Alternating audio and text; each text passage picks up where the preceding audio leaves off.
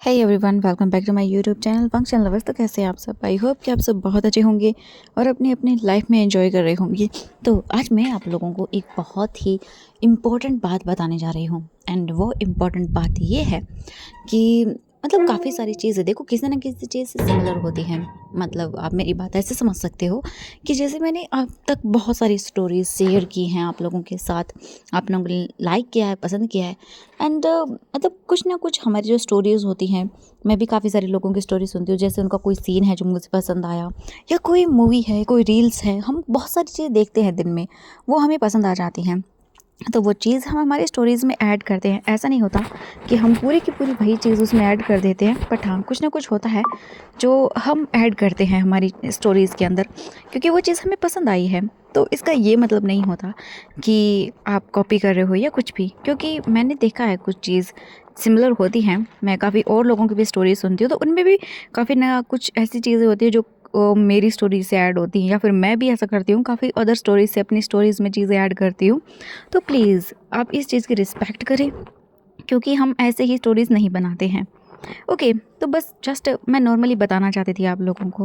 Okay, अगर आपको पसंद आती है तो प्लीज़ उसे लाइक करें, अगर नहीं आती तो इट्स ओके यार, कोई बात नहीं, आप कुछ और देख लो। ओके, तो आज मैं आप लोगों के साथ फिर से एक नई कहानी शेयर करने वाली हूँ, और ये फ़ैन फिक्शन मैंने नहीं लिखा है, ये फ़ैन फिक्शन रोज़ ने लिखा है।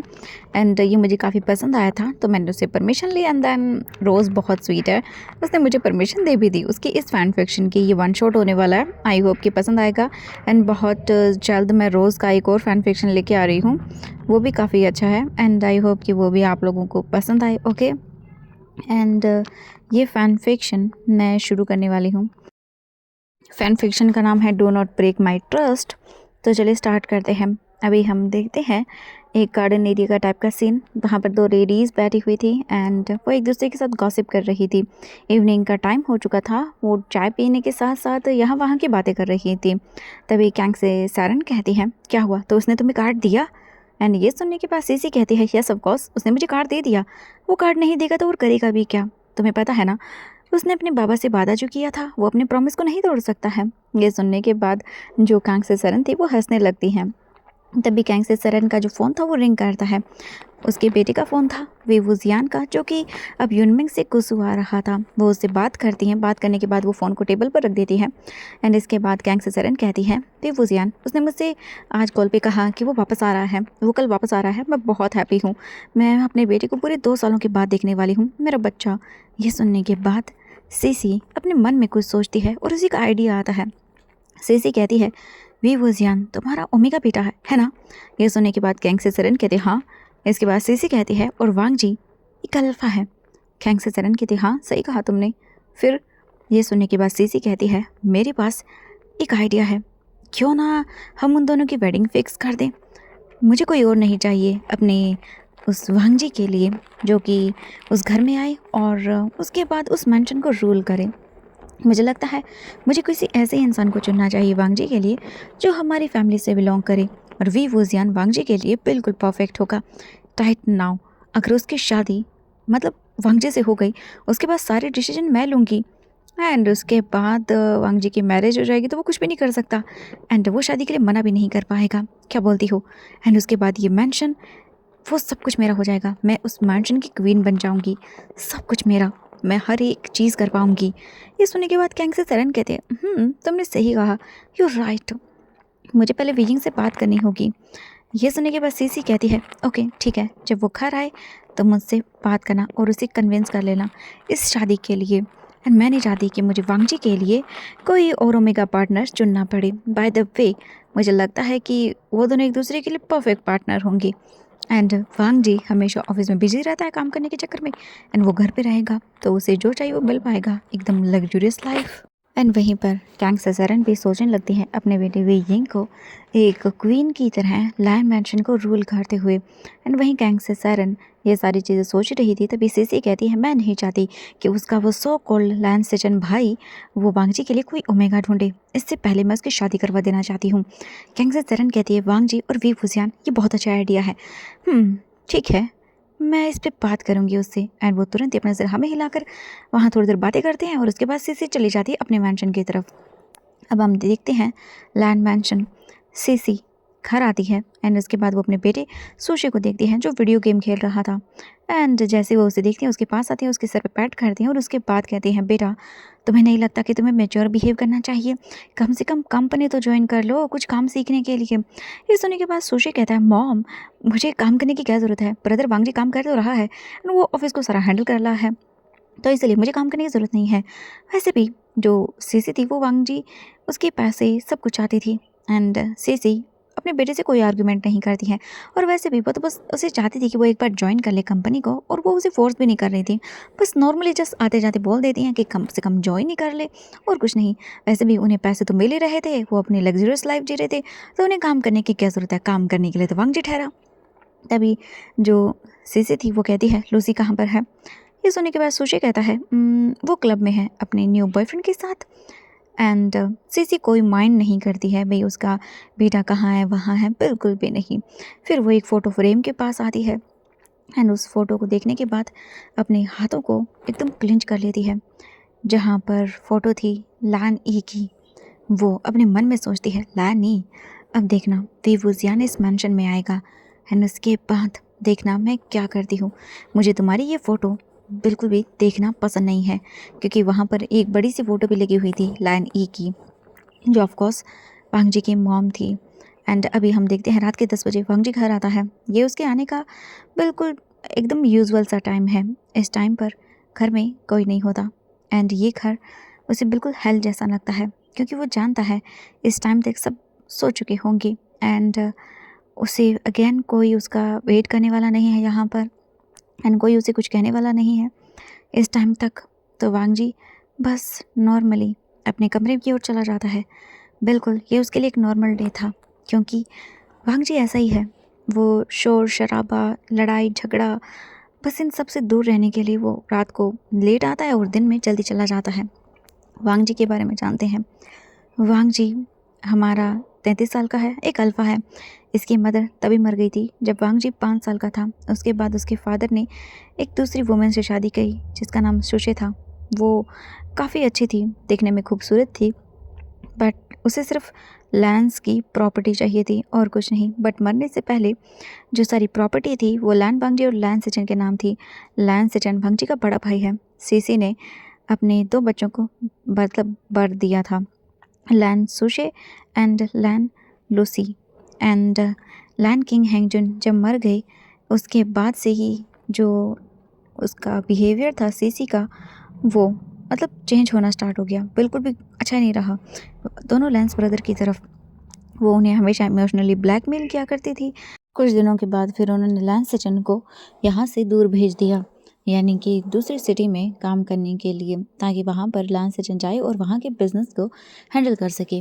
उन्होंने उसे बीजिंग भेज दिया एंड उसके बाद वांग जी पूरी तरह से ब्रोकन हो चुका था। एक तो उसकी मॉम की डेथ हो गई थी एंड उसके बाद उसके डैड की भी डेथ हो गई। वांग जी बहुत इंट्रोवर्ट था, जिस वजह से वो नहीं तो अपनी बातें किसी से कह पाता था और ना ही कुछ और, जिस वजह से वो पूरी तरह से साइलेंटली बन गया। जब लैंस सचिन अपने भाई के लिए एक ओमेगा को लेकर आए तब सीसी ने उन्हें रिजेक्ट कर दिया, बट सीसी जब वांग जी के लिए ओमेगा लेकर आई तब लैंस सचिन ने उन्हें रिजेक्ट कर दिया था।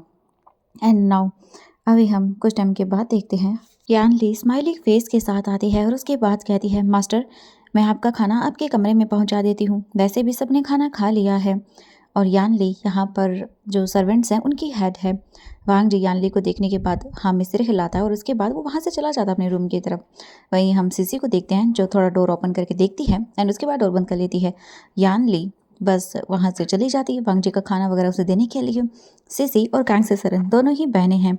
हम देखते हैं आज संडे का दिन था। वांग जी अपना संडे ऑलमोस्ट लाइब्रेरी के अंदर स्पेंड किया करता है, क्योंकि वहाँ उसे कोई डिस्टर्ब करने वाला नहीं होता है।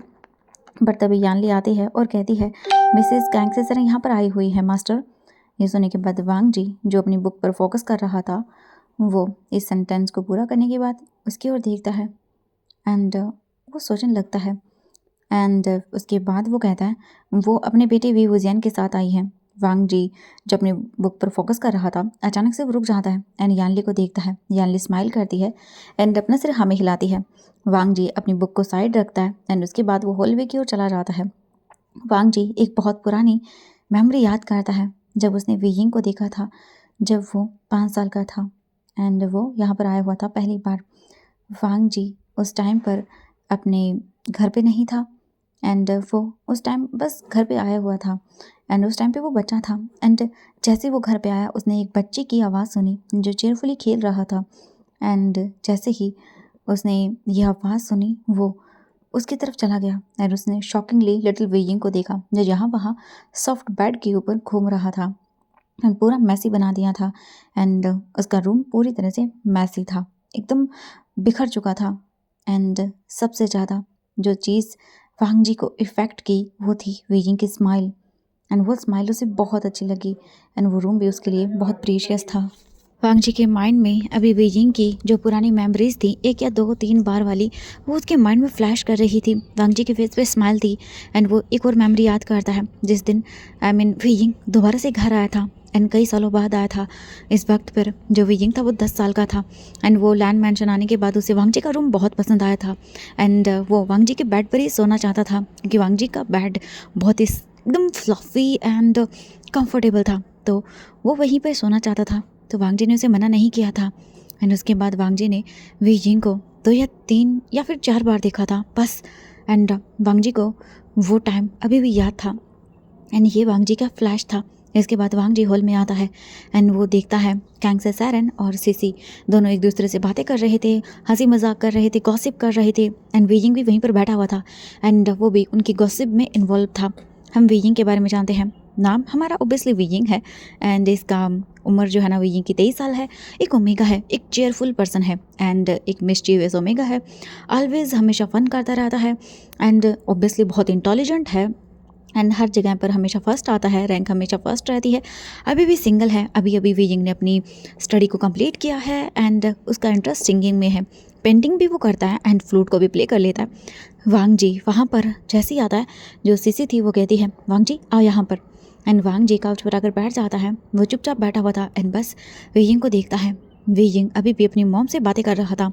जो वांग जी था वो कफ करता है एंड इसकी वजह से वीजिंग वांग जी को देखता है एंड उसे उठकर ग्रीट करता है एंड इसके बाद वीजिंग कहता है हेलो मिस्टर लैन, आप कैसे हैं। वांग जी सिंपल टोन में कहता है मैं ठीक हूँ एंड उसकी आइज़ बस वीजिंग पे टिकी हुई थी एंड वीजिंग का ओह माय गॉड जो फेशियल एक्सप्रेशन था सब कुछ वांग जी को पागल बना रहा था एंड सीसी और कैंग से सैरन एक दूसरे को देखती हैं एंड फिर वो आंखों ही आंखों में कुछ इशारे करती हैं एंड वो सोचती हैं अब बस ट्रिक का काम करना ज़रूरी है वांग जी के ऊपर, जिसके बाद वांग जी उन्हें मना ही नहीं कर पाएगा।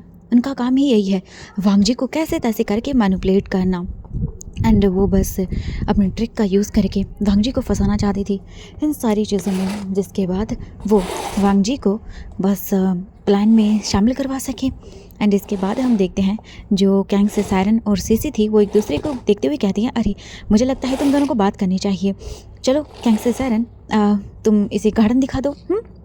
इसके बाद कैंग से सैरन एंड वो दोनों एक दूसरे को देखती हैं एंड ऑब्वियसली वो एक दूसरे को एकदम असाइनमेंट एक्साइटेड होकर थम्स दिखाती हैं। जो वीजिंग था वो मतलब इतना तो समझ जाता है एंड उसकी फेस पे स्माइल आती है एंड इसके बाद वांग जी जो है ना वो कहता है ठीक है तुम्हारी स्टडी कंप्लीट हो गई। वीजिंग कहता है हाँ हमारी स्टडी कंप्लीट हो चुकी है। वांग जी कहता है ओह ये तो काफ़ी अच्छी बात है, अच्छा है। दोनों के बीच में बहुत ही अजीब सी सिचुएशन थी। जो हमारा वांग जी था वो अब कुछ क्या बोले उससे समझ में नहीं आ रहा था एंड सेम हाल वीजिंग का था। दोनों के बीच में अजीब सिचुएशन थी। कैंग से सैरन और सीसी तो जा चुके थे उन दोनों को अकेला छोड़कर, क्योंकि यही तो उनका प्लान था। एंड वांग जी उसे देखता है। इसके बाद वीजिंग उठता है और वो अपने वेस्ट पे हाथ रखता है और कहता है मिस्टर लैन क्या आप मुझे अपना मेंशन नहीं दिखाएंगे। एंड वो पाउट बनाता है। वांग जी अपना सिर हमें हिलाता है एंड वो वीजिंग को मेंशन दिखाना स्टार्ट करता है। वीजिंग काफ़ी सारी फ़ोटो फ्रेम्स इधर उधर देखता है एंड तभी उसकी नज़र पड़ती है मैडम लैनी की फ़ोटो पर एंड वो उसे देखने लगता है। इसके बाद वांग जी कहता है वो मेरी मॉम है एंड इसके बाद वीजिंग स्माइल के साथ कहता है वो बहुत ही ब्यूटीफुल है। वांग जी वीजिंग को देखता है एंड जो वीजिंग था वो वहाँ से चलना स्टार्ट कर देता है। वांग जी वीजिंग के पीछे पीछे चल रहा था एंड उसे सारी पेंटिंग दिखा रहा था जो भी यहाँ मतलब एग्जीबिशन से लाई गई थी। वीजिंग एक पेंटिंग को देखने के बाद कहता वाह आई लाइक दिस पेंटिंग। मैंने सोचा था कि मतलब इतना गुड पेंटर कैसे हो सकता है कोई, अमेजिंग है ये पेंटिंग। वांग जी कहता है तुम भी एक अच्छे पेंटर बनोगे एंड इसके बाद वांग जी और वीजिंग काफ़ी सारी बातें करते हैं। मतलब ज़्यादातर वीजिंग बात करता है बस वांग जी उसकी बातों को सुनता है एंड वी यिंग काफ़ी देर बातें वगैरह करता है एंड वो जिम में आ जाते हैं। वी यिंग चारों तरफ देखता है और उसके बाद कहता है वाह ये तुम्हारा जिम है। वांग जी कहता है ये मेरा है। वी यिंग कहता है अच्छा इसका मतलब है तुम्हारे पास 6 ऐप भी हैं। वो से बहुत इंटरेस्ट था इन सारी चीज़ों में। वांग जी कहता हाँ। वी यिंग वांग जी के दोनों आर्म्स को टच करता है एंड वो फील करता है वांग जी की स्ट्रॉन्ग आर्म्स एंड वांग जी जो ये सब देखता है वी यिंग को इतना पास, उसकी तो भाई हार्ट बीट फास्ट हो जाती है। उसके पहली बार कोई ओमेगा इतना क्लोज आया था एंड वो वी यिंग को कोई बात नहीं अपनी बॉडी को टच करने देता है क्योंकि वी यिंग से जो उसे फील है अटैचमेंट है वो उसे किसी से नहीं है। तो वो जो वी यिंग करना चाहता है वो कर सकता है एंड ऑब्वियसली वो करने दे रहा था उसे टच। एंड उसके बाद वी यिंग कहता है हाँ मैं तो तुम्हारी मस्कुलर बॉडी को बाहर से भी फील कर पा रहा हूँ। वाओ आई लाइक मस्कुलर अल्फाज। मुझे ना एकदम क्रेजी कर देते हैं वो लोग। एंड जैसे वी यिंग ये कहता है वांग जी वी यिंग को देखता है एंड वो सीरियस वॉइस में वांग जी को देखते हुए कहता है तुम्हें किस टाइप के पसंद है, क्या तुमने किसी अल्फा को बिना कपड़ों के देखा है। एंड ये सुनने के बाद वी यिंग कहता हाँ नहीं नहीं नहीं नहीं ऐसा नहीं है, मैंने उन्हें नेकेड देखा है अपनी आंखों से, मैंने बस उन्हें मैगजीन में देखा है। एंड ये सुनने के बाद वांग जी को गुस्सा आता है, वो अपने हाथों की मुट्ठी को बंद कर लेता है एंड वो वहाँ से दूर जाना स्टार्ट कर देता है। एंड वी यिंग कन्फ्यूज़ हो जाता है, उसे समझ में नहीं आता आखिरकार हुआ क्या। एंड हमारा वांग जी हो चुका था बहुत ज़्यादा गुस्सा एंड वो वांग जी के पीछे पीछे जाता है और उसके बाद कहता है मिस्टर लैन क्या हुआ आपको। वांग जी कोई रिप्लाई नहीं देता और वी यिंग को वहीं पर अकेला छोड़कर चला जाता है। एंड वांग जी बस एक बार में मुड़कर वी यिंग को नहीं देखता। वी यिंग भी उसके पीछे दौड़ता है और कहता है मिस्टर लैन, बट वांग जी दोबारा से उसका कोई रिप्लाई नहीं देता एंड वो हॉल में आ जाता है। एंड जिसके बाद वांग जी उसे छोड़कर वहाँ से सीधा लाइब्रेरी में चला जाता है। वांग जी अंदर आने के बाद अपनी बुक पर ध्यान ही नहीं दे पाता, उसका दिमाग था ही नहीं बुक को रीड करने में, वो तो बस वी यिंग के बारे में सोच रहा था कि कैसे वी यिंग ने उन नेकेड लोगों को मैगजीन में देखा होगा। ये वांग जी को बिल्कुल पसंद नहीं आता। एंड वहीं दूसरी तरफ जो वी यिंग था वो वहीं पर खड़ा रह गया था। तभी कैंग से कहती हैं वी यिंग तुम यहाँ अकेले क्या कर रहे हो। हाँ वो भी अपनी सिस्टर के साथ आई थी सीसी के साथ। वी यिंग कहता मुझे नहीं पता क्या हुआ अचानक से, बस सडनली उन्होंने मुझे इग्नोर करना स्टार्ट कर दिया और वो चले गए मुझे छोड़कर। ये सुनने के बाद कैंग से सरन कहती हैं अच्छा मुझे बताओ क्या हुआ था, क्या कहा तुमने उनसे। ये सुनने के बाद वी यिंग सब कुछ बताता है उनकी क्या कन्वर्सेशन हुई। कैंग से सरन वी यिंग के सर पे पैट करती हैं एंड उसके बाद कहती हैं तुम्हें समझ में नहीं आता, छोड़ो मैं तुम्हें बताती हूँ, जब भी तुम वांग जी के साथ हो किसी और उधर अल्फा के बारे में बिल्कुल बात मत करना ठीक है। इसके बाद सिसी कहती है मेरे पास एक बोल सकते हैं कि आइडिया है, यहाँ आओ। एंड इसके बाद वो सभी पास आते हैं, नाइट का टाइम देखते हैं, जो प्लान था वो तो बता देती सिसी कैंग से सरन को अपना। अब नाइट का टाइम देखते हैं, कैंग से सरन और वी यिंग यहाँ डिनर करने के लिए लुके हुए थे। वांग जी को ये पता था क्योंकि इसकी जो स्टेप मॉम थी सीसी उसने बता दिया था वांग जी को कि वो उनके साथ डिनर करने के लिए आए। डिनर का टाइम हो चुका था, सभी लोग डाइनिंग टेबल पर बैठे हुए थे और जो वी यिंग था वो अपना फेवरेट खाना जो था ना वो ले रहा था एंड वांग जी बस चोरी चोरी चुपके चुपके उसे देख रहा था। एंड सीसी अपने गले को साफ कर दिया एंड उसके बाद कहती है वैसे कांग से मैं सोच रही हूँ वी यिंग की वेडिंग क्यों ना वांग जी से कर दूँ। एंड ये सुनने के बाद वांग जी शॉक, एकदम टोटली शॉक एंड वो वी यिंग को देखता है एंड वी यिंग का रिएक्शन देखने के लिए। एंड ये सुनने के बाद तो भाई वी यिंग का खाना उसके गले में चौक कर जाता है और वो कफ करते हुए बस इधर उधर देखने लगता है। तभी जो कैंग से सरन थी वी यिंग के बैग को सहलाती है। वी यिंग ठीक फील करता है और उसके बाद कहता है व्हाट क्या कहा आपने मॉम, मैं आंटी अभी सिर्फ बोले 23 ईयर्स का हूँ, मेरी वेडिंग क्यों। मैं वो तभी सीसी कहती है अरे इसमें क्या हो गया बेटा, क्या प्रॉब्लम है तुम्हें, शादी कर लो। एंड वैसे भी मुझे लग रहा है तुम ना वांग जी के साथ बहुत अच्छे लगोगे। एंड ये सुनने के बाद वी यिंग कहता है आंटी नहीं नहीं नहीं मैं इसके बारे में अभी नहीं सोचना चाहता, वांग जी के बारे में ही नहीं, मैं भी किसी और अदर एफ्ला के बारे में भी नहीं सोचना चाहता हूँ, शादी नहीं नहीं नहीं, अभी मुझे अपना कैरियर बनाना है पेंटिंग के अंदर। एंड ऊपर से मिस्टर लैन मुझसे 10 साल बड़े हैं आंटी। एंड ये सुनने के बाद वांग जी बस अपने मन में सोचता है 10 साल, हाँ उसने सही कहा, मैं उससे 10 साल बड़ा हूँ। वांग जी का जैसे मानो दिल ही टूट जाता है। बट जो सीसी थी वो कहती है बेटा वांग जी तुम्हारी हेल्प करेगा तुम्हारा कैरियर को बिल्ड करने में। एंड वो वांग जी को देखती है, वी यिंग भी वांग जी को देखता है। वांग जी बस बिना सोचे समझे अपना सिर हाँ में हिला देता है। एंड इसके बाद वी यिंग कहता है बट एक प्रॉब्लम आज भी है, मैं अपने पेरेंट्स को छोड़ना नहीं चाहता हूँ अकेला, अगर मैंने शादी कर ली तो उसके बाद मेरे पेरेंट्स का ध्यान कौन रखेगा। एंड मुझे कोई आइडिया नहीं है, मतलब क्या कुछ कैसे होगा, एंड मुझे अभी शादी वगैरह के बारे में कुछ भी नहीं पता है। तो फिर तभी कैंग सरन कहती है, वीजिंग बेटा तुम अकेले कहाँ रहोगे? मेरे बेटे, तुम शादी कर लो, ओके, हम तुम्हें अकेला नहीं छोड़ेंगे। वीजिंग वीजिंग कहता, नहीं माँ। वो कहती, कोई बात नहीं बेटा, तुम शादी कर लो। वीजिंग कहता, नहीं मुझे नहीं करनी। एंड इसके बाद वांग जी वीजिंग को देखता है। एंड इसके बाद सिसी कहती है, अरे ओके ठीक है बेटा, तुम्हारे पेरेंट भी शादी के बाद यहाँ रह सकते हैं। नाउ अब तो तुम वांग जी से शादी करोगे ना? एंड वांग जी हमेशा अपने काम में ज़्यादातर बिजी रहता है और वो किसी और वुमेन के पास भी नहीं गया। एंड उसने मतलब किसी का रिजेक्ट अभी तक फेस तो नहीं किया, बट बोल सकते हैं मुझे लगता है कि तुम्हें मान जाना चाहिए बेटा। अगर तुम वांग जी से शादी करोगे तो उसके बाद तुम्हारी लाइफ बहुत अच्छी बन जाएगी। तुम जो चाहोगे, जैसा चाहोगे, तुम एक बहुत अच्छा लाइफस्टाइल जी सकते हो अपनी मर्ज़ी से। जो चाहे वो खरीद सकते हो, जो चाहे वो पहन सकते हो, जो चाहे वो कर सकते हो। वांग जी बहुत रिच है। एंड वांग जी सिसी को देखता है एंड वो सोचता है, उसकी स्टेप मॉम पता नहीं क्या बकवास करी है, ये उसकी तरफ कंसर्न दिखा रही है या फिर कुछ उनके माइंड में है। एंड अगेन वांग जी फिर वीजिंग को देखता है। वांग जी कुछ नहीं कह रहा था, बस चुपचाप था। एंड इसके बाद जो कैंग से सरन थी वो देखती हैं वांग जी को और बस एक नज़र कुछ कहने वाली थी, बट तभी सीसी कहती है, वांग जी क्या तुम वीजिंग के पेरेंट्स को यहाँ रहने दोगे ना? वांग जी बस हमें अपना सिर हिला देता है। एंड उसके बाद सीसी कहती है, वांग जी इसका मतलब है तुम वीजिंग से शादी करने के लिए भी तैयार हो, है ना? वांग जी अपना सिर हमें हिलाता है वीजिंग की आंखों में देखते हुए। बट वीजिंग कहता है, बट मैं नहीं चाहता अभी भी, क्योंकि अभी मैं बच्चों की रिस्पॉन्सिबिलिटी नहीं लेना चाहता। मैं भी बहुत ही छोटा हूँ एंड मैं भी बच्चों के लिए बिल्कुल तैयार नहीं हूँ। एंड अपना फेस दूर कर लेता है। कैंग से सरन कहती है, वीजिंग मुझे पता है तुम ये सारी चीज़ें बोल रहे हो बस शादी को कैंसिल करवा सको। वीजिंग बेटा देखो तो सही, तुम्हारा जो हस्बैंड होगा वो लैन वांग जी होगा। वो कितना काम पर्सन है। एंड वो तुम्हें कभी भी बच्चों के लिए फोर्स नहीं करेगा।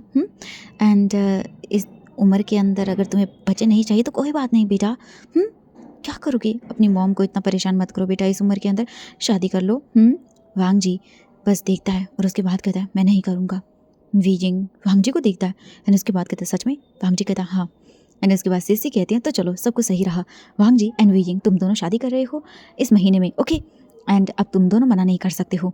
वीजिंग खाना खा के अपने रूम में चला जाता है एंड वांग जी अभी उसे जाते हुए देखता है एंड उसे फील होता है जैसे कि वीजिंग इस शादी को नहीं करना चाहता है। कैंग से सरन कहती है, अरे बेटा वांग जी वो बहुत शाय है, तुम चिंता मत करो, उसे शाय फील हो रहा होगा। डिनर करने के बाद वीजिंग एंड कैंग से सरन अपने घर वापस चले जाते हैं। वीजिंग भी चला जाता है एंड उसके बाद हम देखते हैं जो सीसी थी वो अब अपनी विक्ट्री को सेलिब्रेट करने वाली थी अपने बच्चों के साथ।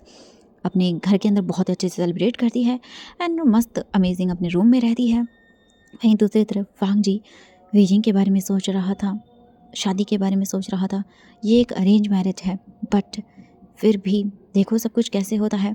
वो सब कुछ अपनी ट्रू फीलिंग्स वीजिंग को बताना चाहता है, चाहे जो भी कुछ क्यों ना हुआ हो। उसके अंदर वीजिंग को लेकर के सच में फीलिंग्स हैं। अभी हम देखते हैं लैन कंपनी के अंदर 2 दिन के बाद लैन सिचन सीसी से मिलने आते हैं एंड वो उन्हें सब कुछ बताती है वांग जी के मैरिज के बारे में।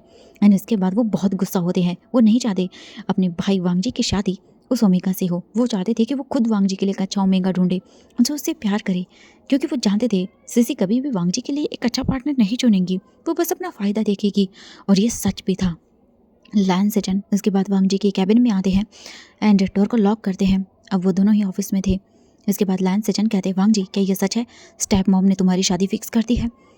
वांग जी देखता है और उसके बाद कहता है, हाँ वो वीइंग है। एंड इसके बाद लैन सेटन कहते हैं, मिस्टर वी का बेटा है ना? मैं जानता हूँ, वी वुजियन वो उसकी step mom and step sister हैं, है ना? वांग जी ये कोई ट्रिक हो सकती है उनकी, ये उनकी प्लानिंग हो सकती है। मेरी एडवाइस यही होगी कि मुझे लगता है तुम्हें उस ओमेगा से शादी नहीं करना चाहिए। वांग जी वो ओमेगा बहुत क्लेवर है, क्या तुम्हें सेड्यूस कर सकता है? हाँ वांग जी बहुत सारी चीज़ें हैं। वांग जी कहता है, मुझे पता है। वांग जी सचिन को देखता है। सचिन कहता है, वांग जी मेरा ओपिनियन यही है कि ये शादी मत करो। वांग जी कहता है, भाई लैंस सचिन शाई करते हैं और उसके बाद वो कहते हैं, वीजिंग तुम्हें पसंद है ना? ओके वांग जी मैं जानता हूँ, ओके तुम शादी कर लो, बट कभी भी वीजिंग को खुद को कंट्रोल मत करने देना, ओके? वांग जी कहता है, भाई मैं नहीं करने दूंगा। एंड इसके बाद लैन सेजन वांग जी के पास आते हैं एंड वो उसे कुछ टिप भी देते हैं कि उसे क्या करना चाहिए और क्या नहीं शादी के बाद। एंड इसके बाद वांग जी कहता है वैसे सिस्टर इन लॉ कैसी हैं और मेरा क्यूट लिटिल नेफ्यू जिंगई वो कैसा है। एंड इसके बाद लैन सेजन स्माइल करते हैं एंड वो कहते हैं वो दोनों ठीक हैं एंड वो भी 6 साल का हो चुका है। एंड मैंने अपनी शादी अपनी स्टेप मॉम से छुपाई है क्योंकि मुझे लगता है अगर मैंने ऐसा किया तो बहुत बुरा होगा। अगर उन्हें पता चला जियांग चेंग और जिंगई के बारे में तो बहुत बुरा होगा, यानी कि वो कुछ भी कर सकते हैं, तो इसलिए मैंने छुपा कर शादी कर ली। एंड शायद मैं वीइंग को एक्सेप्ट कर लूँ बट पता नहीं कब तक ये सारी चीज़ें होगी क्योंकि मुझे उसे एक्सेप्ट करने में टाइम लगेगा। नाउ ऑल द बेस्ट वांग जी तुम्हारी नई ज़िंदगी के लिए। वांग जी अपना सिर हाँ में हिलाता है एंड इसके बाद थोड़ी बहुत वो और बातें करते हैं। नाउ ऐसे ही कुछ दिन बीत जाते हैं एंड वो लोग वेडिंग की शॉपिंग वगैरह करते हैं। लैंस सेजन भी साथ ही रहते हैं क्योंकि वो नहीं चाहते उसका भाई इतनी अपनी प्रीशियस मोमेंट पर अकेला रहे। उन्हें हालांकि वीइंग के साथ शादी वांग जी की बिल्कुल भी पसंद नहीं थी बट अपने भाई की खुशियों के लिए वो सब कुछ कर रहे थे।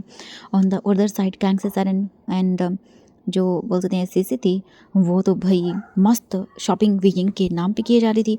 एंड वीइंग एक्साइटेड था क्योंकि उसे सब कुछ मिल रहा था। स्पेशली वीइंग वो उसे जो मिल रही थी अभी उसे वांग जी से कोई लगाव नहीं था, कोई फ़र्क नहीं पड़ता था, उसे बस दिख रहा था अपना कैरियर पैसे जो ओबियसली उसे मिलने वाले थे वांग जी से। एंड वीइंग हैप्पी था कि उसे एक बहुत बड़ा मेंशन मिलेगा रहने के लिए, इतने सारे सर्वेंट होंगे एंड उसे कोई काम नहीं करना पड़ेगा एंड वो अपनी लाइफ मस्त से जिएगा। वहीं लैन सिचन एंड सीसी इनविटेशन कार्ड भी धीरे धीरे करके सारे मेहमानों को भेजने लगते हैं एंड ऐसे ही करके जो महीना था वो बीत जाता है एंड सारी वेडिंग प्रिपरेशन होना स्टार्ट हो जाती है। बट लैन सिचन अभी भी बिल्कुल श्योर नहीं थे कि पता नहीं उसे लग रहा था कि ये वाइब बिल्कुल बुरी है, उन्हें अच्छा नहीं लग रहा था कि मतलब ये शादी होना उसे जैसे कि मानो पसंद नहीं आ रहा था। वो अपने भाई की हैप्पीनेस में खुश होना चाहता था बट उसे अपने भाई की थोड़ी फिक्र भी हो रही थी क्योंकि वो ना चाहता उसका भाई टूट जाए। ऑलरेडी ही उसने माँ को खो दिया, बाबा को खो दिया और ऊपर से ये 3 मुसीबत उसके घर में बैठी हुई हैं जो हर वक्त वांग जी को ब्लैकमेल करती हैं एंड वांग जी को तोड़ने का एक भी मौका गंवाता नहीं है उन लोगों को। मतलब कुछ भी मिल जाए, सोना जो भी था कैसे तैसे करके तोड़ दो वांग जी को, उसकी प्रॉपर्टी जो चाहिए। अब हम देखते हैं दिन बीत जाते हैं और वेडिंग डे आ जाता है एंड होटल बुक कर दी गई थी। वेन्यू मतलब होटल में था, मोस्ट बिगेस्ट बिजनेसमैन आए हुए थे, रॉयल फैमिलीज थी, हाई पोस्ट पर जो लोग थे वो भी पार्टी के अंदर आए हुए थे। लैन सिचन अपने omega husband Lan Xichen I mean Jiang Cheng को लेकर आता है एंड उसी के साथ जिंगई को भी लेकर आता है एंड पहली बार वो अपने बच्चों को और अपनी वाइफ को यानी कि जियांग चेंग ओमेगा था उसे लेकर आए थे एंड सबसे इंट्रोड्यूस करवाते हैं। सीसी तो शॉक हो जाती है, उसने सोचा ही नहीं था कि लैन सिचन शादी कर सकता है। मतलब उसे लगा ही नहीं था, वो तो जा रही थी बस जैसे वांग जी की करवाई है वैसे ही सिचन के भी चिपका देगी कहीं ना कहीं। इसके बाद वो दोनों भाइयों पर राज करेगी, तो वो तो सोच भी नहीं पा रही थी बट वो जाने देती है। वो खुश थी कि कोई बात नहीं सचिन तो उसके हाथ से गया बट वांग जी नहीं जाएगा क्योंकि उसकी शादी वीइंग से हो रही है एंड वीइंग उन्हीं के इशारों पर चलेगा क्योंकि कैंग सेसरन उसकी माँ है। कैंग सेसरन जो वीइंग को बोलेंगे वो वही करेगा, वीइंग को पटाना आसान होगा। तो इसीलिए तो वो खुश थी कि चलो एक तो पिंजरे में आ ही गई चिड़िया एंड इसी का वो एडवांटेज उठाएंगी। हाँ, अब देखते हैं लूसी एंड लैंस सुशी को जिन्हें इस वेडिंग में कोई इंटरेस्ट नहीं था बट वो आए हुए थे वेडिंग वीइंग को मतलब देखने के लिए, वीइंग की वेडिंग ड्रेस वगैरह सब कुछ एंड वो अपनी कज़न के लिए ठीक थे कि लैंड फैमिली में ही वो आ रहा है एंड काफ़ी मिलकर उन्हें प्लानिंग भी कर ली कि कैसे वांग जी को लूटना है। वांग जी अभी वेडिंग अटायर में था, लैंड स्माइल करते हैं एंड वो दूसरी साइड आते हैं। वीजिंग भी अपने फादर के साथ अपने हाथों को पकड़ कर आता है एंड वीजिंग बहुत ब्यूटीफुल लग रहा था एंड उसे शाय भी फील हो रहा था। मतलब शादी की फीलिंग अलग थी, भाई शादी हो रही है उसकी। वीजिंग मतलब अपने बाबा के साथ आता है वेडिंग अटायर के अंदर एंड वांग जी उसका हाथ पकड़ता है, उसे स्टेज पर लेकर आता है एंड इसके बाद दोनों एक दूसरे के पास खड़े होते हैं। प्रिस्ट जो वेडिंग के रिचुअल्स थे वो स्टार्ट करता है। वीजिंग काफ़ी शाय फील हो रहा था, अपने सर को नीचे क्यों हुआ था एंड क्या करें, उसकी स्माइल तो फेस से जा ही नहीं रही थी एंड दूसरी तरफ वांग जी वीजिंग को देख रहा था बिना आइज़ को ब्लिंक किए हुए एंड भले ही उसके फेस पर वैसे स्माइल नहीं थी बट अंदर से तो वो खुश था ना। एंड वो अपने दोनों वाउस को कंप्लीट करते हैं, धीरे धीरे करके सारी चीज़ें होती हैं। In the last Wangji Weiying के फोरहेड पर किस करता है एंड वेडिंग कंप्लीट होने के बाद लैंस सिचन जियांग चेंग एक दूसरे को आकर कॉन्ग्रेचुलेशन करते हैं। वीजिंग और वांग जी को उनके गिफ्ट्स वगैरह देते हैं एंड इसके बाद सभी गिफ्ट देते हैं। सीसी भी आती है, शुशे भी आता है एंड लूसी भी आती है। सब लोग वांग जी को कॉन्ग्रेचुलेशन गिफ्ट वगैरह देते हैं न्यूली वेडेड कपल को। वीजिंग एंड वांग जी सबकी ब्लेसिंग लेते हैं, अपने पेरेंट्स वगैरह जो भी आए हुए थे वहाँ पे सबकी। एंड इसके बाद लैन मेंशन देखते हैं। इवनिंग का टाइम हो चुका था, लैन फैमिली वापस लौट आई थी, बट अभी उनके साथ गैंग से सरन, वी चांग से एंड उनके लगेज भी यहाँ पर आ चुके थे, क्योंकि वो सब यही रहने वाले थे, एक बहुत बड़ी जॉइंट फैमिली बनकर। वांग जी एंड वी यिंग अपने वेडिंग रूम में आते हैं। वी यिंग तुरंत ही अंदर भाग जाता है बाथरूम के। वांग जी स्माइल करता है एंड डोर को लॉक कर देता है। उसे दिख रहा था कि वी यिंग बेचारा कितना घबराया हुआ है। वो डोर को लॉक करने के बाद एक ब्रीथ लेता है एंड बाथरूम यूज़ करने के बाद वी यिंग वापस आता है ड्रेसिंग रूम एंड इसके बाद वो अपनी वेडिंग ड्रेस को देखता है एंड सच में वो बहुत ही सेक्सी लग रहा था वेडिंग नाइट को। एंड वो खुद शॉक था इस ड्रेस को देखने के बाद। वो अपनी चेस्ट को बहुत ही मुश्किल से कवर कर पा रहा था एंड अपनी लोअर पार्ट को उसकी होल बॉडी शाइन कर रही थी। Obviously Wei Ying door open करता है एंड वो बाहर आता है एंड ऑब्वियसली उसे बहुत शाय फील हो रहा था एंड वो वांग जी को देखता है जो बेड पर बैठा हुआ था। बेड पूरा डेकोरेटेड था, वाइट पेटल्स थे एंड कर्टेन्स लगे हुए थे रेड कलर की। एटमॉस्फेयर बिल्कुल क्रेजी था, रोमांटिक भाव दे रहा था, एकदम पूरी मज़ेदार था। वी यिंग स्लोली बेड के पास आता है एंड उसे शाय लग रहा था, नर्वसनेस फील हो रही थी। वांग जी इसका हाथ पकड़ता है, अपनी तरफ खींच लेता है एंड वो दोनों बेड पर थे। वी यिंग बड़ी बड़ी आंखें करता है एंड वो वांग जी के लैब में बैठा हुआ था। वांग जी वी यिंग की फेस से अपनी क्लोज करता है उसे पकड़कर एंड वो दोनों एक दूसरे के बहुत पास थे, एक दूसरे के फेरोमोन्स को फील कर सकते थे। वी यिंग ने अभी नाइट ड्रेस पहनी हुई थी, सेक्सी वाली। वांग जी जेंटली वी यिंग के बोल देते हैं, फेस को टच करता है एंड उसे बेड पर लिटा देता है एंड उसके बाद वी यिंग का फेस पकड़ता है। दोनों की आंखें मिलती हैं, जैसे कि दोनों की आंखों एकदम अजीब से शाइन कर रही थी। वांग जी वी यिंग को देखता है एंड उससे उसका कंसर्ट मांगता है। आई मीन कंसर्ट की भाई वो कर सकता है, मतलब सब कुछ अपनी वेडिंग नाइट को कंज्यूम। एंड ये सारी चीज़ें होने की वजह से वी यिंग तो बहुत ही शाय फील करता है। वी यिंग इसके बाद अपने सिर को हाँ में हिलाता है एंड ये देखने के बाद वांग जी धीरे धीरे करके बेड के ऊपर आता है एंड वी यिंग के ऊपर आता है एंड वो वी यिंग को एकदम पूरी तरह से अपने क्लोज करता है। वी यिंग तो आंखों को बंद कर लेता है एंड वो वांग जी की सांसों को फील कर सकता था, उसकी अल्फा की ब्रीदिंग कितनी फास्ट थी एंड कितनी उसकी क्लोज थी। वांग जी जेंटली वी यिंग के चिन को पकड़ता है एंड उसके बाद उसके फेस को ऊपर करता है एंड उसके लिप्स को देखता है। वांग जी धीरे से अपने लिप्स को वी यिंग के लिप्स पर रखता है एंड उसके बाद उसे किस करना स्टार्ट कर लेता है एंड जेंटली वांग जी का हाथ वी यिंग की चिन पर एंड वो उसके सेंसिटिव स्पॉट्स के ऊपर वहाँ उसे टच कर रहा था।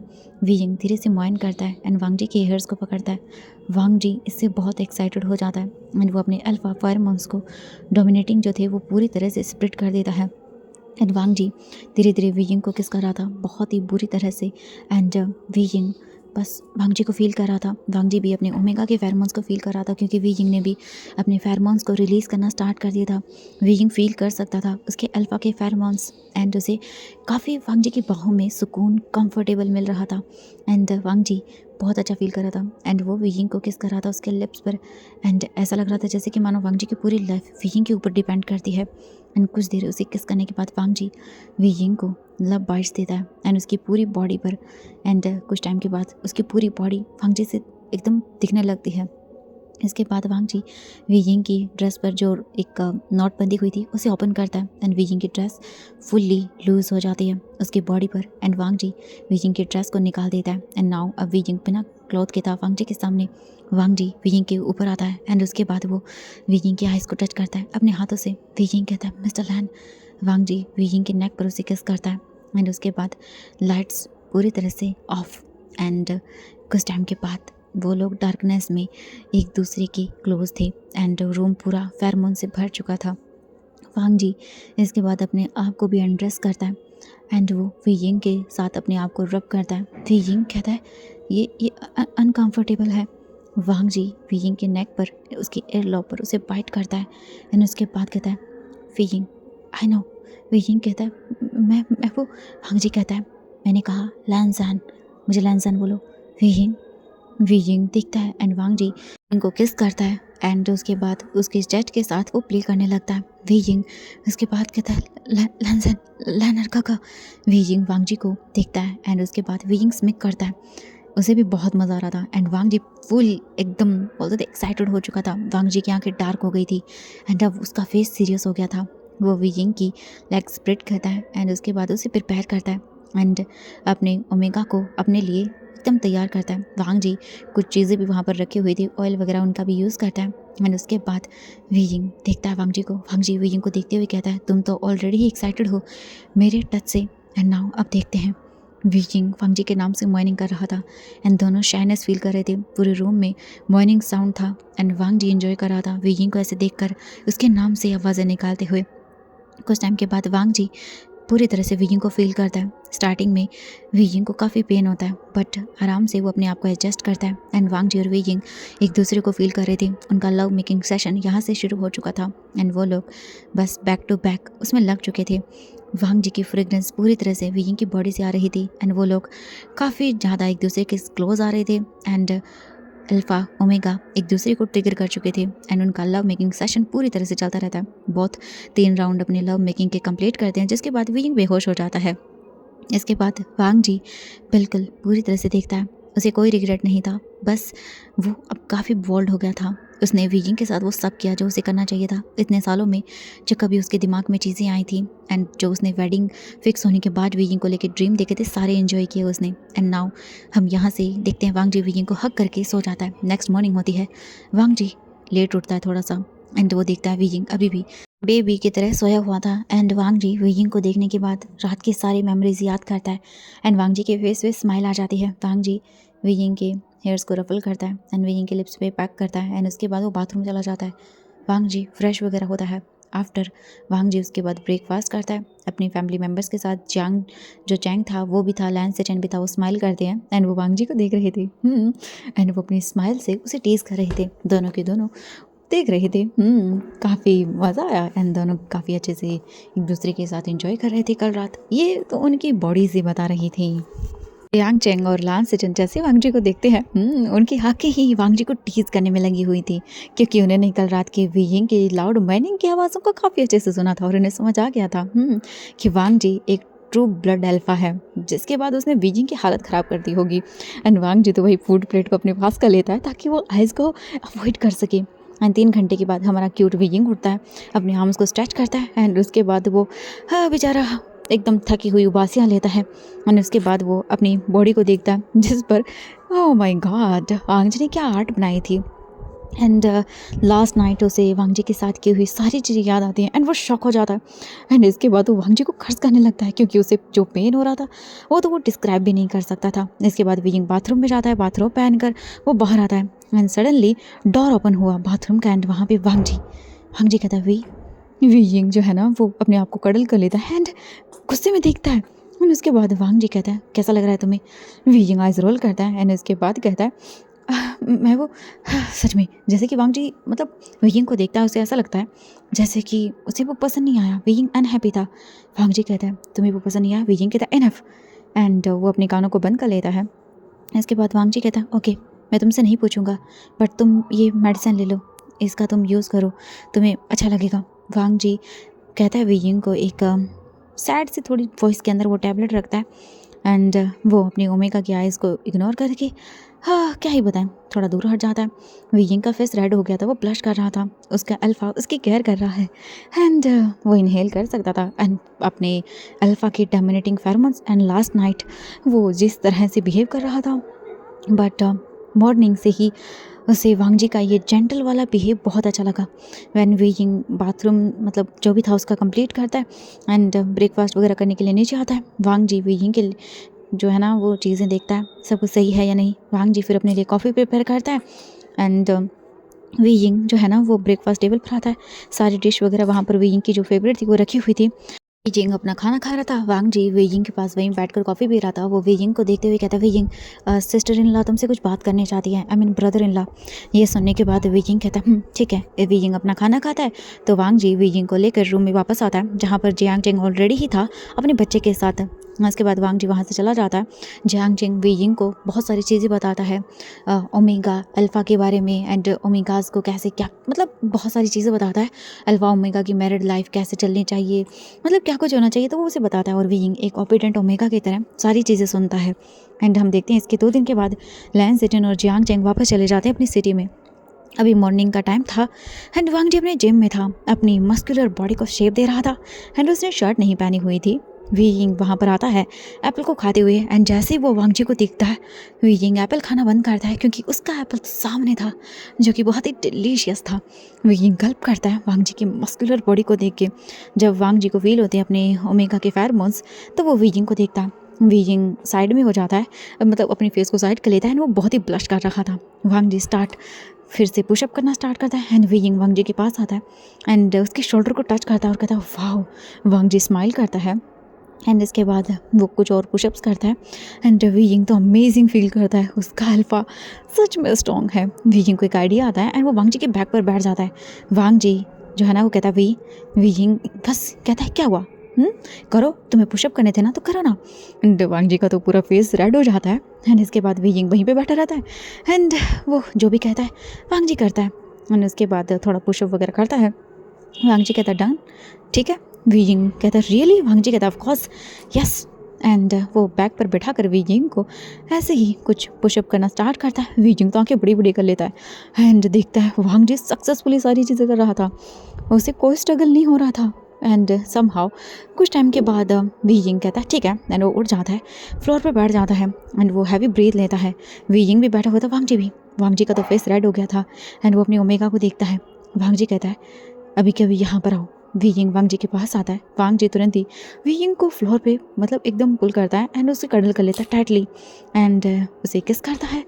लैंजैन कहता है वांग जी के पास था अभी वो। वी यिंग कहता है वांग जी कोई भी हमें यहाँ देख सकता है। वांग जी ऐसे प्रिटेंड करता है जैसे उसने नहीं सुना, एंड वो तो वी यिंग को कंटिन्यू किसिंग किया जा रहा था, एंड किसी को कुछ नहीं होगा, कुछ नहीं देखेगा, एंड वो दोनों अपना इन्जॉय करते हैं। एंड वी यिंग तो हंसने लगता है, बट वांग जी की इन सारी चीज़ों को इन्जॉय करता है। अभी हम देखते हैं नाइट का टाइम हो चुका था एंड वी यिंग वांग जी का वेट कर रहा था डिनर करने के लिए। सीसी उसे देखती है एंड उसके बाद वो कहती है अरे तुम यहाँ पे क्या कर रहे हो। एंड वी यिंग कहता है वो मैं वांग जी का वेट कर रहा था डिनर करने के लिए, एंड उसके बाद सीसी कहते हैं ओह वो घर रात को लेट आता है, एंड वो जब भी आता है अपना खाना अपने डिनर रूम मतलब रूम में कर लेता है, ठीक है। वी यिंग देखता है, कैंग से जरन कहती है वी यिंग तुम डिनर करने के लिए आ जाओ, वांग जी नहीं आएगा। वी यिंग डोर को देखता है एंड डाइनिंग टेबल पर बैठ जाता है अपने माता पिता के साथ, एंड इसके बाद वो भी डिनर करता है। एंड यान ली बस देखती हैं उन सब की तरफ, एंड वो क्लॉक को देखती हैं। इसके बाद वो अपना डिनर वगैरह करके वहाँ से निकल जाते हैं। हम देखते हैं वांग जी अपने टाइम पर घर आता है एंड वो देखता है डाइनिंग टेबल की तरफ। उसे लगा शायद वी यिंग उसका वेट कर रहा था, बट वी यिंग वहाँ पे नहीं था। वांग जी फिर सोचता है अपने मन में ये सही है ना, उसने मेरा वेट नहीं किया, वैसे भी मैं लेट हूँ। एंड इसके बाद यान ली वांग जी को आकर वाटर देती है। वांग जी पानी पी लेता है, थोड़ा रिलैक्स होता है। इसके बाद वो अपने रूम में आता है।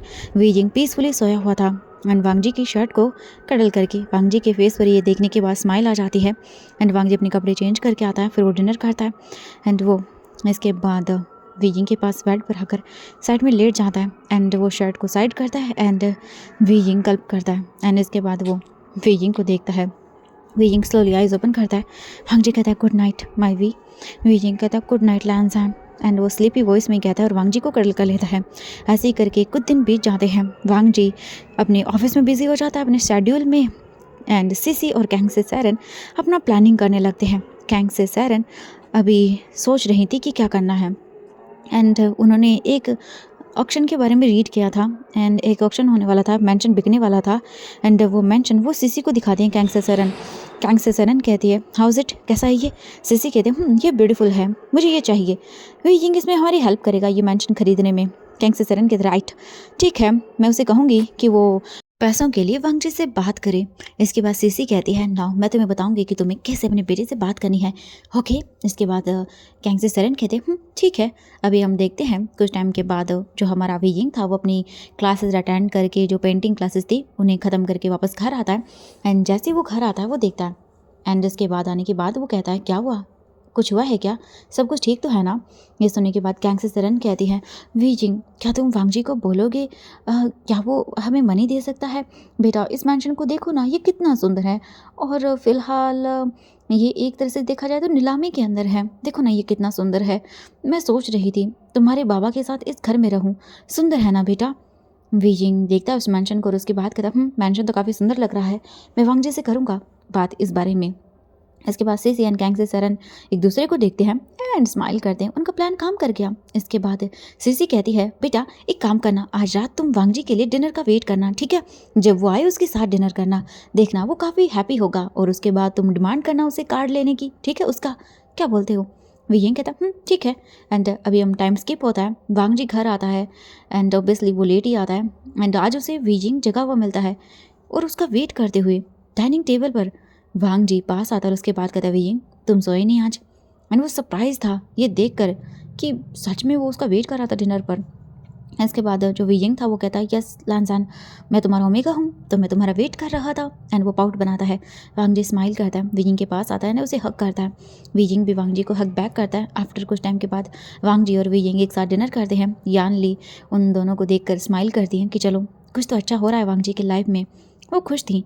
फाइनली मास्टर जो ओमेगा है वो समझ रहे हैं कि मास्टर लैन के साथ कैसे सब चीज़ें व्यवहार करना है। एंड उसके बाद वो अपने रूम में आते हैं वांगजी और वियिंग एंड दोनों किस करना स्टार्ट कर देते हैं। वांगजी वियिंग को किस कर रहा था तो वियिंग रिस्पॉन्ड करता है एंड उनका लव मेकिंग सेशन स्टार्ट होता है। नेक्स्ट डे अभी जिम के अंदर था वांगजी एंड वो सब कुछ कर रहा था एंड जो वियिंग था वो मैगजीन को होल्ड करके वहाँ पर आता है एंड उसके बाद वियिंग कहता है, लैन मुझे तुमसे कुछ डिमांड करनी है, क्या तुम पूरा करोगे? वांगजी कहता बोलो, जो मेरा है वो सब कुछ तुम्हारा है, तुम बोल के तो देखो। वियिंग कहता है, मुझे ये मैंशन चाहिए, क्या तुम मुझे ख़रीद के दे दोगे? मैं चाहता हूँ कि मेरे पेरेंट्स इस मैंशन में रहें, प्लीज़ वांगजी कर दो ना। और देखो ना ये मैंशन तो अब पूरी तरह से सेल में है, एक तरह से देखा जाए तो इसकी नीलामी हो रही है। वांगजी मेंशन देखता है एंड हाँ वो सच में नीलामी में था। वांगजी कहता है ठीक है। वियिंग अपना जो भी था वो काम फिनिश करता है एंड कहता है सच में? वांगजी कहता है बिल्कुल। एंड इसके बाद वांगजी अपना एक्सरसाइज वगैरह कंप्लीट करता है तो अपने रूम में आता है वियिंग के साथ एंड इसके बाद वांगजी अपना कार्ड वियिंग को देता है एंड वियिंग देखता है उसे। ओह माय गॉड, ये वांगजी का ब्लैक कार्ड था जिसमें पैसों की लिमिट ही नहीं थी, अनलिमिटेड पैसे थे उस कार्ड के अंदर। वियिंग कहता है वाह ये कितना अमेजिंग है एंड वो जल्दी से उस ब्लैक कार्ड को किस करता है। वांगजी देखता है उसके बाद कहता है माय शुगर बेबी। वियिंग ये सुनने के बाद ब्लश करता है एंड वांगजी के पास आता है एंड वो लोग थोड़ा अपना टाइम जो भी था वो कंप्लीट करते हैं एंड वांगजी फिर जो भी था रेडी वगैरह होता है एंड वो निकल जाता है एंड हम देखते हैं दूसरी तरफ वियिंग को। वियिंग जल्दी से रूम से बाहर आता है एंड वो ब्लैक कार्ड दिखाता है कैंग से सैरन। वो ब्लैक कार्ड वियिंग के हाथों से ले लेती हैं और कहते हैं थैंक यू बेटा। वियिंग कहता है बट माँ ये तो वांगजी ने मुझे दिया था ना यूज़ करने के लिए। कैंग से सैरन कहती हैं कोई बात नहीं, मैं इसे खरीद कर तुम्हें दे दूँगी वो मेंशन, ठीक है? ये ब्लैक कार्ड तुम्हें मिल जाएगा वापस, ब्लैक कार्ड, ओके चिंता मत करो। वियिंग पाउट करता है एंड देखता है अपनी मॉम को। भाई उसे बुरा लगा, वांगजी ने उसे दिया था बट उसकी माँ ने वांगजी का ब्लैक कार्ड ले लिया।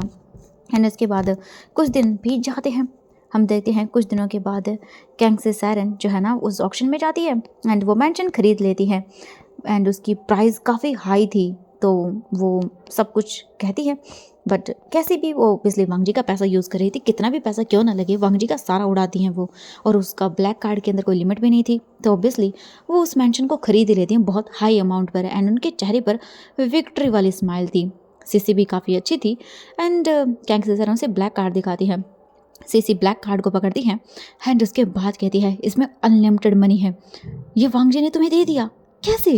ये सुनने के बाद कैंग से सैरन कहती है नहीं ये वियिंग को दिया है वांगजी ने। ये सुनने के बाद तो वो बहुत ही खुश हो जाते हैं एंड उसके बाद जब वियिंग डिमांड करता है अपनी मॉम से मतलब कि वो वापस दे दें उसे कार्ड, बट सीसी वो कार्ड अपने पास रख लेती हैं क्योंकि वो वियिंग को देती नहीं है एंड वियिंग बस चुपचाप था। उसके बाद सीसी उस कार्ड का यूज़ करती हैं पैसे खरीदने में, पैसे निकालने में, चीज़ें खरीदने में।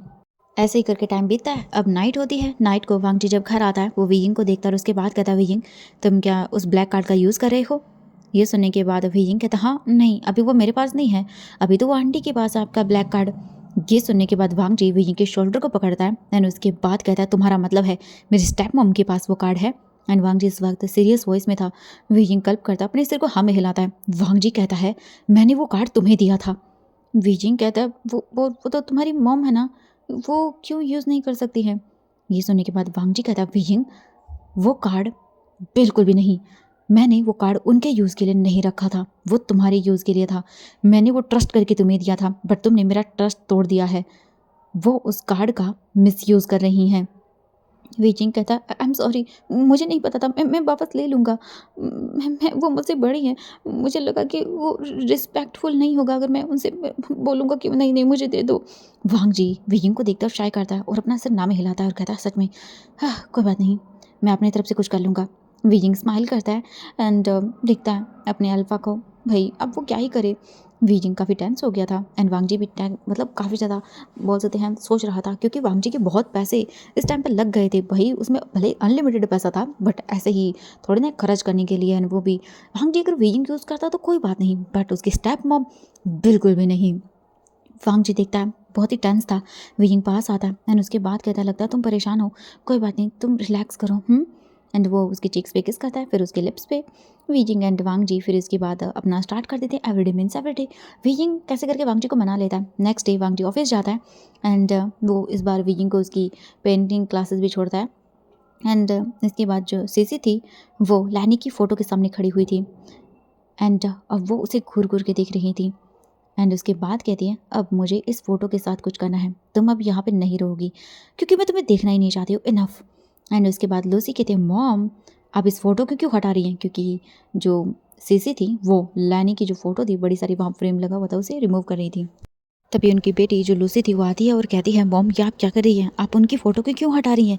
ये सुनने के बाद वो कहती है मैं बस इसी फ़ोटो को नहीं हटा रही हूँ, यहाँ पर जितने भी फ़ोटो फ्रेम्स लगे हुए हैं मैं लैनी के सारे फ़ोटो फ्रेम हटा रही हूँ, क्योंकि अब इसकी यहाँ कोई ज़रूरत नहीं है, क्योंकि ये सब कुछ धीरे धीरे मुझसे बिलोंग करता है। एंड वो ऐसा ही करती हैं, वो उस फ़ोटो फ्रेम को हटा देती हैं एंड उसके बाद वो सर्वेंट्स को ऑर्डर देती हैं कि यहाँ पर लैनी के जितने भी फ़ोटोज़ हैं सबको हटा दो और फेंक दो।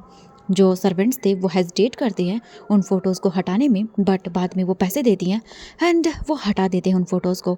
एंड वीजिंग शाम को जब अपनी क्लासेस ख़त्म करके पेंटिंग किया आता है वापस, वो देखता है क्योंकि वहाँ बड़ी सारी फ़ोटो थी, वो जैसे ही वो हटी हुई देखता है वीजिंग कहता है हाँ आंटी यहाँ पे फ़ोटो थी वो कहाँ गई।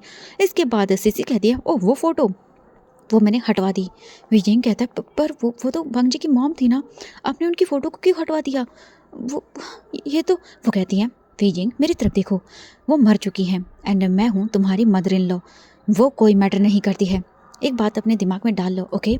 विजयन सैड हो जाता है ये सारी चीज़ें सुनने के बाद, क्योंकि वो वांग जी की मॉम थी। वो कहती हैं मैं ही हूँ सब कुछ, सुना तुमने।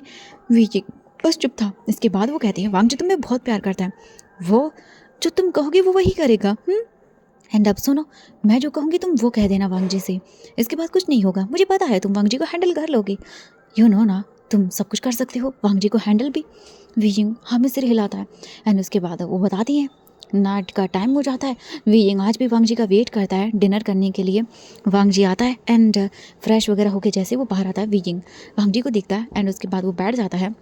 वीजिंग वांग जी को खाना वगैरह खिलाता है एंड इसके बाद वो लोग बातें करते हैं। वांग जी वीजिंग से बहुत ही क्यूटली तरीके से देख कर बातें वगैरह करता है। वो अपना फ्रूट वगैरह मतलब जो खाना था वो खा के वापस आ रहे थे, तभी वांग जी की नज़र पड़ती है फ़ोटो फ्रेम पर। वो गुस्से में कहता है यहाँ की फ़ोटो कहाँ गई, मेरी मॉम की फ़ोटो। एंड वांग जी बहुत गुस्से में था। तभी वीजिंग कहता हस्बैंड वो क्या है कि उसका फ़ोटो फ्रेम ना बहुत ही ओल्ड फैशनेबल था, तो मैंने उसकी फ़ोटो फ्रेम चेंज करवाने के लिए भेज दिया है। चिंता मत करो, वो जल्दी रेनोवेट होके आ जाएगा। वांग जी कहता है हाँ, एंड वो फिर सोचता है शायद वो गलत सोच रहा था।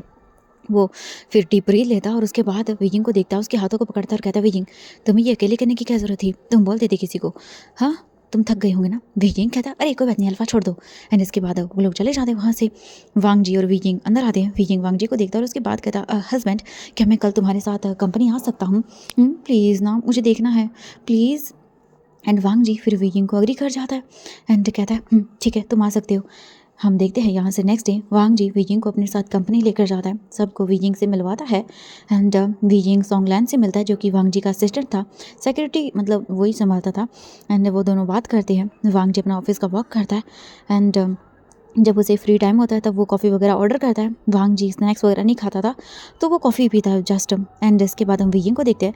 वीजिंग कहता है लैनसान मुझे तुम्हारा कार्ड चाहिए, तुम क्या दोगे, मुझे कुछ ज्वेलरी चाहिए अपने लिए। वांग जी कहता ठीक है एंड वो स्माइल के साथ वीजिंग को अपना कार्ड दे देता है। एंड जब वीजिंग कहता है और हाँ मैं सीसी आंटी से कहूँगा कि वो तुम्हारा कार्ड मुझे वापस दे दे, ब्लैक कार्ड।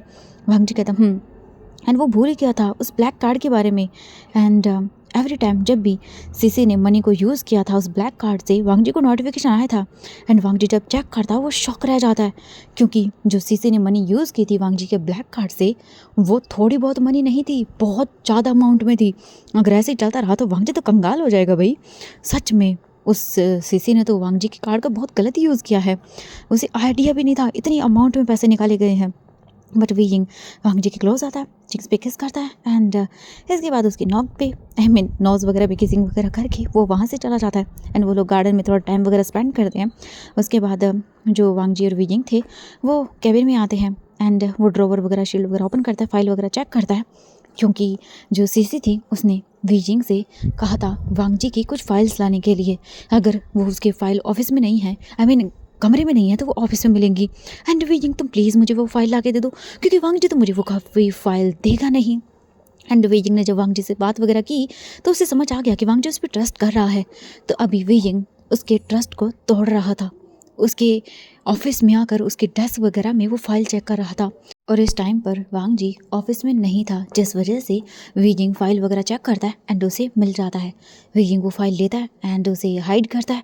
वो बाहर आता है। वांग जी का जो सेक्रेटरी था उसे सोंगलैन को देखता है, उसके बाद कहता है सोंगलैन मैं घर जा रहा हूँ, अगर तुम्हारी बॉस लैन पूछे कि मैं कहाँ हूँ तो उन्हें बता देना, मुझे अर्जेंट काम था तो मैं घर चला गया हूँ। सोंगलैन कहता है जी मास्टर। एंड इसके बाद वी यिंग यहाँ से घर चला जाता है। वी यिंग घर आता है एंड ऑब्वियसली ये कुछ फाइल्स थी वांग जी के बिजनेस प्रोजेक्ट से रिलेटेड। एंड वांग जी जब घर आता है एंड वो कैबिन में आता है तो वो सोंगलैन से बातें करता है, वो वी यिंग के बारे में बता देता है कि वो घर चले गए हैं। एंड वांग जी तो उस टाइम ऑफिस में था ही नहीं जिस टाइम वी यिंग फाइल लेकर गया। वी यिंग घर आकर वो फाइल सीसी को देता है। सीसी स्माइल करती है एंड वो कहती है बेटा मैंने सोचा था तुम ये कर पाओगे एंड तुमने कर लिया। वी यिंग स्माइल करता है एंड वो फाइल सारी दे देता है एंड वो चला जाता है वहाँ से। वी यिंग फिर जाने से पहले पूछता है आंटी क्या मैं शॉपिंग पे जाऊँ, क्योंकि मुझे काम है। वो कहती है हाँ हाँ जाओ बेटा। एंड वी यिंग उसके बाद शॉपिंग करने के लिए चला जाता है एंड सीसी फाइलों को चेक करना स्टार्ट कर देती है। एंड वो वांग जी का सारा बिजनेस डाटा वगैरह देख रही थी। एंड वो वांग जी के बिजनेस चीज़ें देख रही थी, इलीगल लीगल सब कुछ। वो वांग जी की प्रॉपर्टी चाहती थी जो सब कुछ उससे बिलोंग करती हैं। एंड सीसी सारी फाइलों को देखने के बाद बंद करती है एंड वो लैनी के रूम में आती है एंड वो देखती है नाउ वो अब सब कुछ क्लेम कर सकती थी। वो कहती है लैनी तुम मर चुकी हो एंड अब तुम्हारी सारी मेमोरीज, ये मेंशन सब कुछ मुझसे बिलोंग करेगा। रूम को वो देखती हैं जो कि पूरा भरा हुआ था उसकी मेमोरीज से, क्योंकि वांग जी ने सारी चीज़ों को वहाँ सजो कर रखा हुआ था। उसकी माँ की यादें सब कुछ वहाँ थी। एंड उसके बाद वो कहती है आज मैं सब कुछ डिस्ट्रॉय कर दूंगी, बट अब मुझे कोई कंट्रोल नहीं कर सकता, अब बहुत हो गया। सीसी सोचती है एंड वो पिलो पकड़ती हैं एंड उसे फाड़ वाड़ कर भगा देती हैं।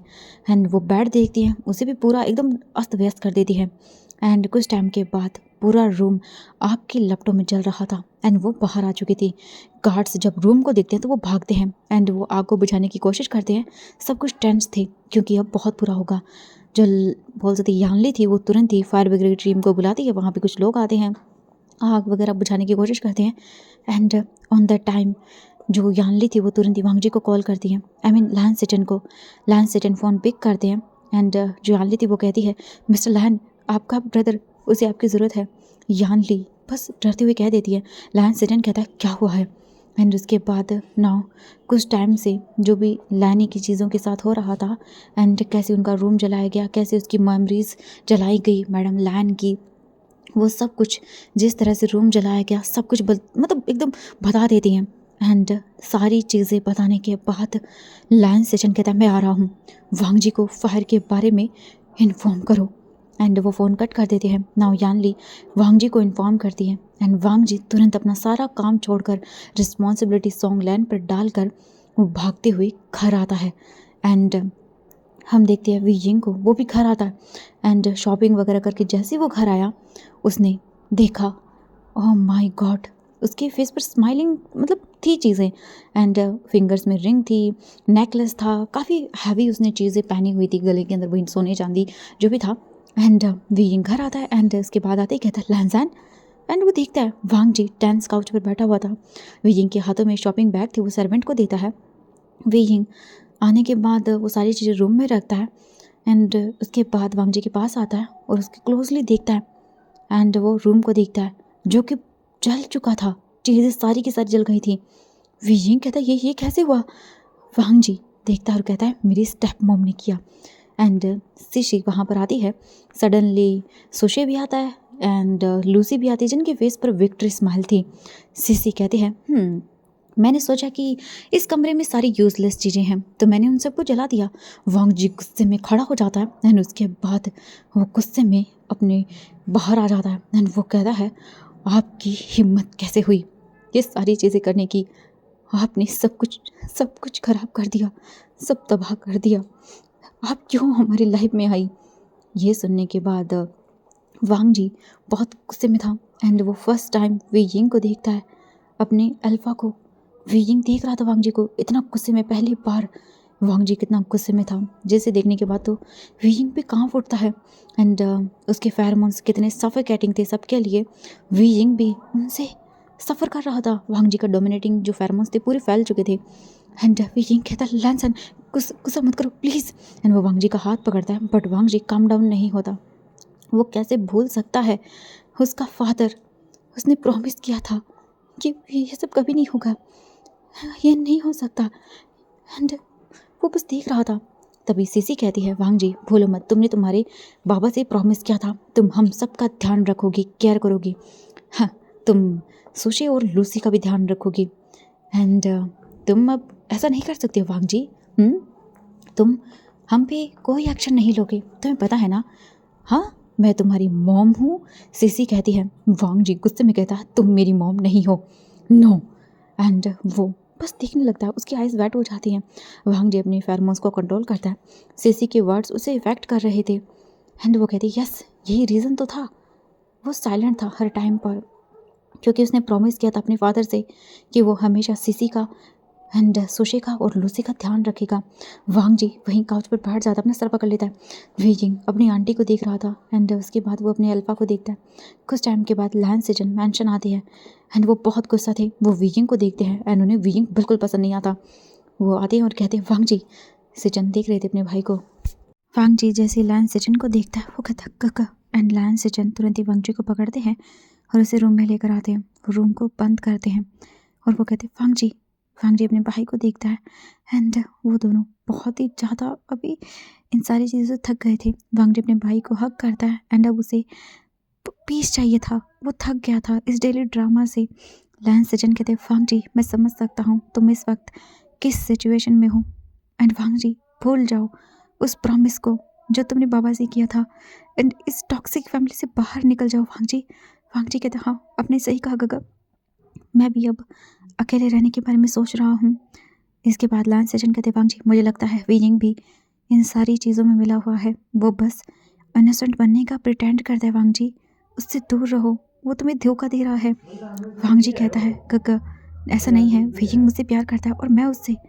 वो कहते हैं वांग जी ट्रस्ट मी, वो झूठा है, इन सब में वो मिला हुआ है, वो तुम्हारे स्टेप मॉम के साथ है। वांग जी वो तुम पे चीट कर रहा है, वो बस तुम्हारे इस मासूम चीज़ों का यूज़ कर रहा है। वांग जी कहता है मैं ये नहीं मान सकता।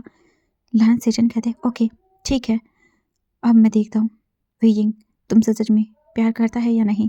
अगर तुम ये जानना चाहते हो तो वही करो जो मैं तुम्हें बोल रहा हूँ, मैंने कुछ डिसाइड किया है तुम्हारे लिए। वांग जी देखता है और कहता है गगा। लैन सेजन उसके बाद बताते हैं उसे। वांग जी सीरियसली अपने भाई की बातें सुनता है एंड उसके बाद वो डिसाइड करता है कि हाँ ये सही है इन सारी चीज़ों से बाहर आने का। इसके बाद वो दोनों रूम से बाहर आते हैं। लैन सिटन सीसी के साथ कुछ आर्ग्यूमेंट करते हैं एंड सुशे और वांग जो लैन सिटन थे वो फाइट करने वाले थे बट वी यिंग ने उन्हें रोक दिया। अब नाइट का टाइम हो चुका था। लैन सिटन आज मेंशन में ही रुकने वाले थे। सर्वेंट्स ने रूम क्लीन कर दिया था बट रूम पूरी तरह से जल चुका था। नाइट का टाइम था।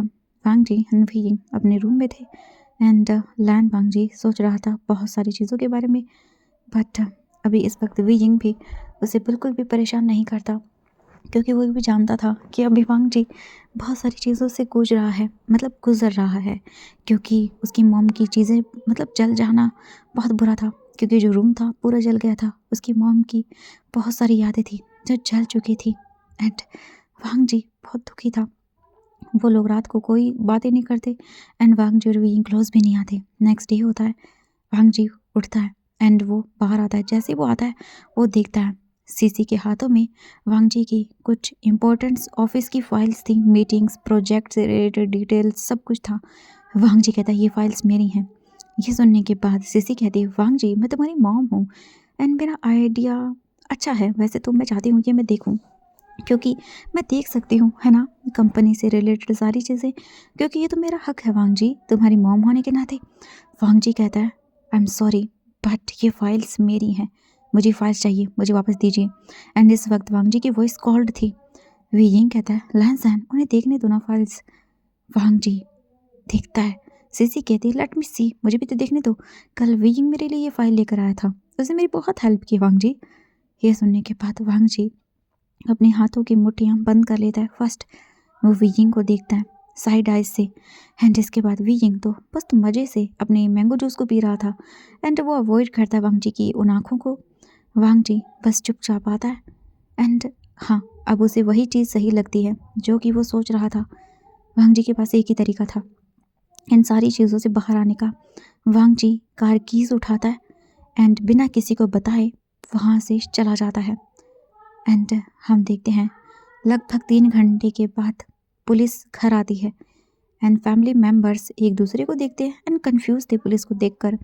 पुलिस ऑफिसर आता है एंड उसके बाद वो कहता है मिस्टर लैन कार एक्सीडेंट में मर चुके हैं। ये सुनने के बाद ऐसा लगा जैसे कि मानो वीजिंग की तो दुनिया थम गई थी, एकदम फ्रीज हो गया था। उसे कुछ समझ में ही नहीं आया कि क्या क्या कहा। वीजिंग की पूरी दुनिया जैसे तबाह हो गई। वीजिंग को बिलीव ही नहीं हो रहा था। वीजिंग ट्रम्बलिंग वॉइस में कहता है कि क्या बोल रहे हो तुम, ऐसा नहीं हो सकता। इसके बाद पुलिस ऑफिसर कहता है कि कैसे वांग जी का कार एक्सीडेंट हुआ एंड राइट नाउ अभी मिस्टर लैन की डेड बॉडी हॉस्पिटल में है, आप जाइए वहाँ से कलेक्ट कर लीजिए एंड बहुत सारे लोग हैं जिन्होंने उन्हें मरते हुए देखा है। वीजिंग पुलिस ऑफिसर को देखता है और सब चिल्लाते हुए कहता है बकवास करना बंद करो एंड उसकी कॉलर को पकड़ता है और कहता है मेरा हस्बैंड जिंदा है, वो नहीं मर सकता। ये सुनने के बाद पुलिस ऑफिसर कहता है हम समझ सकते हैं आपकी मेंटल हालत, बट ये सच है। वीजिंग की आंखें पूरी तरह से वेट हो जाती हैं एंड वो रोना स्टार्ट कर देता है एंड उसके बाद वीजिंग तो जैसे टूट गया था। वो पुलिस ऑफिसर वीजिंग को बताता है कि कैसे उनकी कार एक सामने वाले पर्सन की कार से टकरा गई और कैसे एक्सीडेंट हुआ। ये सारी चीज़ें सुनने के बाद वीजिंग तो जैसे कि मानो सदमे में जा चुका था, बट सीसी वो स्मिक करती है एंड लोगों को दिखाने के लिए रोने लगती है लूसी को हक करके एंड सुशी भी रोता है जैसे कि मानो उन्हें बहुत फिक्र थी अपने भाई की। वांग जी मर चुका है। सुशी कहता है वांग जी मर गया है तो उसकी प्रॉपर्टी हमसे बिलोंग करती है। लूसी कहती सही कहा, oh my God drama continue रखो। सीसी कहती है चुप करो, अभी प्रिटेंड करो रोने का बस। एंड वो लोग बड़े बड़े आंसू दिखाते हैं, लोग मतलब उन पर यकीन कर लें जैसे बहुत दुख है बेचारों को, बहुत बुरी तरह से रोते हैं। पुलिस ऑफिसर कहता है उनकी डेड बॉडी कुछ टाइम के बाद यहाँ आ जाएगी। वीइंग बस गेट को देखता रहता है एंड वो देखने के बाद स्टन रह गया था। वीइंग टीयर को वाइप करता है एंड रोड को देखता है, कुछ उसे समझ ही नहीं आ रहा था। कुछ टाइम के बाद 5 मिनट होते हैं, वहाँ वैन आती है एंड वांग जी की बॉडी निकाली जाती है एंड उसके बाद मेंशन के अंदर लाई जाती है। वीजिंग वांग जी की डेड बॉडी को देखकर यकीन नहीं कर रहा था। वो तो अपना एकदम पूरी तरह से सेंस ही खो देता है, वो मतलब यकीन ही नहीं कर पाया। वीजिंग पूरी तरह से सेंसलेस हो गया था और वो वांग जी की बॉडी को हक करता है एंड उन्हें स्लैप भी करने लगता है, उन्हें मारता है और कहता है वो प्लीज़ उठ जाओ, तुम ऐसे नहीं जा सकते वांग जी, मुझे छोड़कर प्लीज़, मैं तुम्हें कितना पसंद करता हूँ, I love you Wang Ji, I love you, please please Wang Ji, I am sorry, मैं ओबीडेंट बनूंगा, तुम जो बोलोगे मैं वो करूँगा, प्लीज़ बैक वांग जी, वापस आ जाओ प्लीज़। नहीं, वीजिंग को ब्रीथ लेने में मतलब प्रॉब्लम होने लगती है एंड उसकी वॉइस ट्रम्बल कर रही थी, आंखें रेड हो गई थी। वो रियलिटी को एक्सेप्ट ही नहीं करना चाहता था। यान ली खुद हार्ट ब्रोकन थी एंड वो लैन सिचन को इन्फॉर्म करती है। लैन सिचन तुरंत ही वापस आते हैं एंड वो भी अपने छोटे भाई की बॉडी को देखकर बहुत रोते हैं एंड दूसरी तरफ वीजिंग अपने आप को कमरे में बंद कर लेता है। रूम पूरी तरह से डार्कनेस से भरा हुआ था, चारों तरफ साइलेंट था। वीजिंग बस रो रहा था, तकिए को हक करके अपने घुटनों को पकड़कर मोड़कर बहुत बुरी तरह से वो बस रोए जा रहा था। उसे रियलिटी का एहसास हो रहा था, वांग जी जा चुका है, जिससे वो प्यार करता था वो इस दुनिया में नहीं है एंड वो सो तक नहीं पाता ढंग से। इसके बाद लैन सेचेन वांग जी का फ्यूनरल करते हैं। वांग जी की जो पोस्ट वगैरह थे, वो गेस्ट वगैरह थे, वो सारे आते हैं क्योंकि ये पता चल गया था सब लोगों को ही लैन वांग जी मर चुका है एंड सब कुछ हो चुका है। फीजिंग फ्यूनरल के अंदर आता था, देखता है ओबियसली काफ़ी लोग आए हुए थे, वेल्दी फैमिली से थे एंड वांग जी का फेस वो टच करते हैं पोस्टर में। वीजिंग भी उसे टच करता है, उस फोटो को देखता है जहाँ वांग जी की फ़ोटो लगी हुई थी। वीजिंग कहता है आई एम सॉरी एंड वो रोने लगता है एंड वो साइड हट जाता है। एक एक करके वहाँ पर लोग फ्लावर्स रख रहे थे एंड स्लोली करके फ्यूनरल कंप्लीट होता है, सारे गेस्ट चले जाते हैं एंड लैन फैमिली और वीजिंग के पेरेंट्स ही वहाँ पर थे। लैन सेचेन वीजिंग को देखता है एंड वीजिंग अभी भी वांग जी के पोस्टर के सामने ही था एंड इसके बाद लैन सेचेन हॉल के अंदर एक लॉयर को लेकर आते हैं, उसके हाथ में फाइल्स थी। लैन सेचेन उसे हैंड शेक करते हैं। इसके बाद लॉयर कहता है मिस्टर लैन, यहाँ पर कुछ पेपर्स हैं आपकी ब्रदर की प्रॉपर्टी के। लैन सेचेन कहता है एंड वहीं दूसरी तरफ हम देखते हैं जो सीसी थी, सुशे एंड ऑब्वियसली कैंग सेसरन, बहुत सारे लोग वहाँ पर आते हैं लॉयर के पास एंड वो जानना चाहते थे कि अब वांग जी की प्रॉपर्टी को कौन ऑन करेगा। इसके बाद लॉयर कहता है मिस्टर लैन की डेथ के बाद मतलब वो मर चुके हैं तो उनकी 13th प्रेजेंट जो प्रॉपर्टीज़ है वो उनकी ओमेगा हस्बैंड को जाती है एंड वो अब सारी प्रॉपर्टी ये जो उनकी है इतनी 30% प्रॉपर्टी वो उन्हें ऑन कर सकते हैं एंड उनके लिए उन्होंने प्रिजर्व कर दी थी 30% प्रॉपर्टी बस। और उसके बाद जो सीसी थी वो एक्साइटेड होकर कैंग सेसरन को हक करती है एंड उसके बाद कहती है एंड उसके बाद 70% प्रॉपर्टी मैं यूज़ करूँगी ना, 70% प्रॉपर्टी मेरी होगी, है ना। वो तो बहुत खुश हो जाती है बट लॉयर कहता है आई एम सॉरी बट आप मुझे मिसअंडरस्टैंड कर रही हैं। देखिए जो 70% प्रॉपर्टी है वो पूरी तरह से ऑर्फन को दान दी जा रही है, NGO को दी गई है। पुअर किड्स जो डेंजरस बीमारी से भी जूझ रहे हैं एंड उन्हें काफ़ी सारे इलनेस जो है वो बीमारियाँ, उनसे उनका इलाज किया जाएगा। मिस्टर लैन की 70% प्रॉपर्टी जा चुकी है ट्रस्ट में एंड जो 30% है वो उनके ओमेगा के पास है। सीसी ये सुनने के बाद शॉक, सुशी लूसी एक दूसरे को देखती है एंड उनकी प्रॉपर्टी तो गई हाथों से क्योंकि वांग जी की प्रॉपर्टी जा चुकी थी ट्रस्ट में एंड सब कुछ यहाँ से चेंज हो गया। वीइंग ने सब कुछ सुना एंड वो लॉयर के पास आता है। लैन सेचेन कहते हैं ये मिस्टर वीइंग है, मेरे भाई के हस्बैंड। लॉयर वीइंग को देखता है एंड उसके बाद लॉयर कहता है ओह मिस्टर मिसेस वांग जी, आप 30% प्रॉपर्टी के ओनर हैं, ये मैंशन भी आपसे बिलोंग करता है। वीइंग कहता है अच्छा, मुझे ये 30% प्रॉपर्टी नहीं चाहिए, मुझे नहीं चाहिए 30% प्रॉपर्टी, मैं भी ये प्रॉपर्टी डोनेट करना चाहता हूँ। लैनसन यहाँ पे नहीं है तो मैं उसकी 30% प्रॉपर्टी का क्या करूँगा, मुझे नहीं चाहिए, डोनेट कर दो जहाँ पर वांग जी ने डोनेट किया है। ये सुनने के बाद लैन सेचेन भी वीजिंग को देखते हैं शॉकिंगली। वो कहते हैं वीजिंग तुम श्योर हो ना। वीजिंग अपनी आंखों से टीयर्स को वाइप करता अपना सिर हाँ में हिलाता है। कैंग सेसरन कहते हैं वीजिंग ये तुम क्या कर रहे हो, तुम्हारा दिमाग खराब है क्या, तुम ये प्रॉपर्टी नहीं तुम अपने पास रखो। वीजिंग वीजिंग बस दिखता है वीचांग से, पूछते हैं वीजिंग तुम जानते हो इस 30% प्रॉपर्टी की क्या वैल्यू है, तुम इमेजिन भी कर सकते हो। वीजिंग अपने सिर हिलाता है ना में और उसके बाद कहता है मुझे प्रॉपर्टी नहीं चाहिए, मुझे नहीं चाहिए। लॉयर कहता है ओके मैं कल आऊँगा आपके पास न्यू पेपर्स लेकर, आपको डोनेट करना चाहते तो कर सकते हैं। वीजिंग कहता है जी। इसके बाद वो जो सर्वेंट जो लॉयर आया हुआ था वो कहता है जी एंड वो चला जाता है। लैन सेचेन भी उसे जाने के लिए कह देते हैं। लॉयर हाँ में हिलाकर वहाँ से चला जाता है। सीसी शॉकिंगली मैंशन को देखती है। वीजिंग प्रॉपर्टी नहीं चाहता, इसका मतलब है ये मैंशन भी बिक जाएगा, मतलब अब ये वीजिंग से भी बिलोंग नहीं करता। सोची कहता है हम कहाँ रहेंगे मॉम, मुझे कुछ समझ नहीं आ रहा। सीसी कहते वीजिंग तुम ये प्रॉपर्टी डोनेट नहीं कर सकते, हमारे बारे में भी तो सोचो बेटा, प्लीज़ हमारे बारे में सोचो, अपने बारे में सोचो। वीजिंग बस देखता है। लूसी कहती है वी वुजियान हम तुम्हारे कजिन्स हैं, एटलीस्ट हमारे बारे में सोच लो, हमारे बारे में मत ऐसे चीज़ें मत करो यार, प्लीज़ सोचो हम कहाँ जाएंगे, हाँ प्लीज़ ऐसा मत करो, तुम रिग्रेट करोगे सब कुछ के बारे में। वांग जी सब कुछ पहले डोनेट कर चुका है, अगर तुम ये दान कर दोगे तो फिर।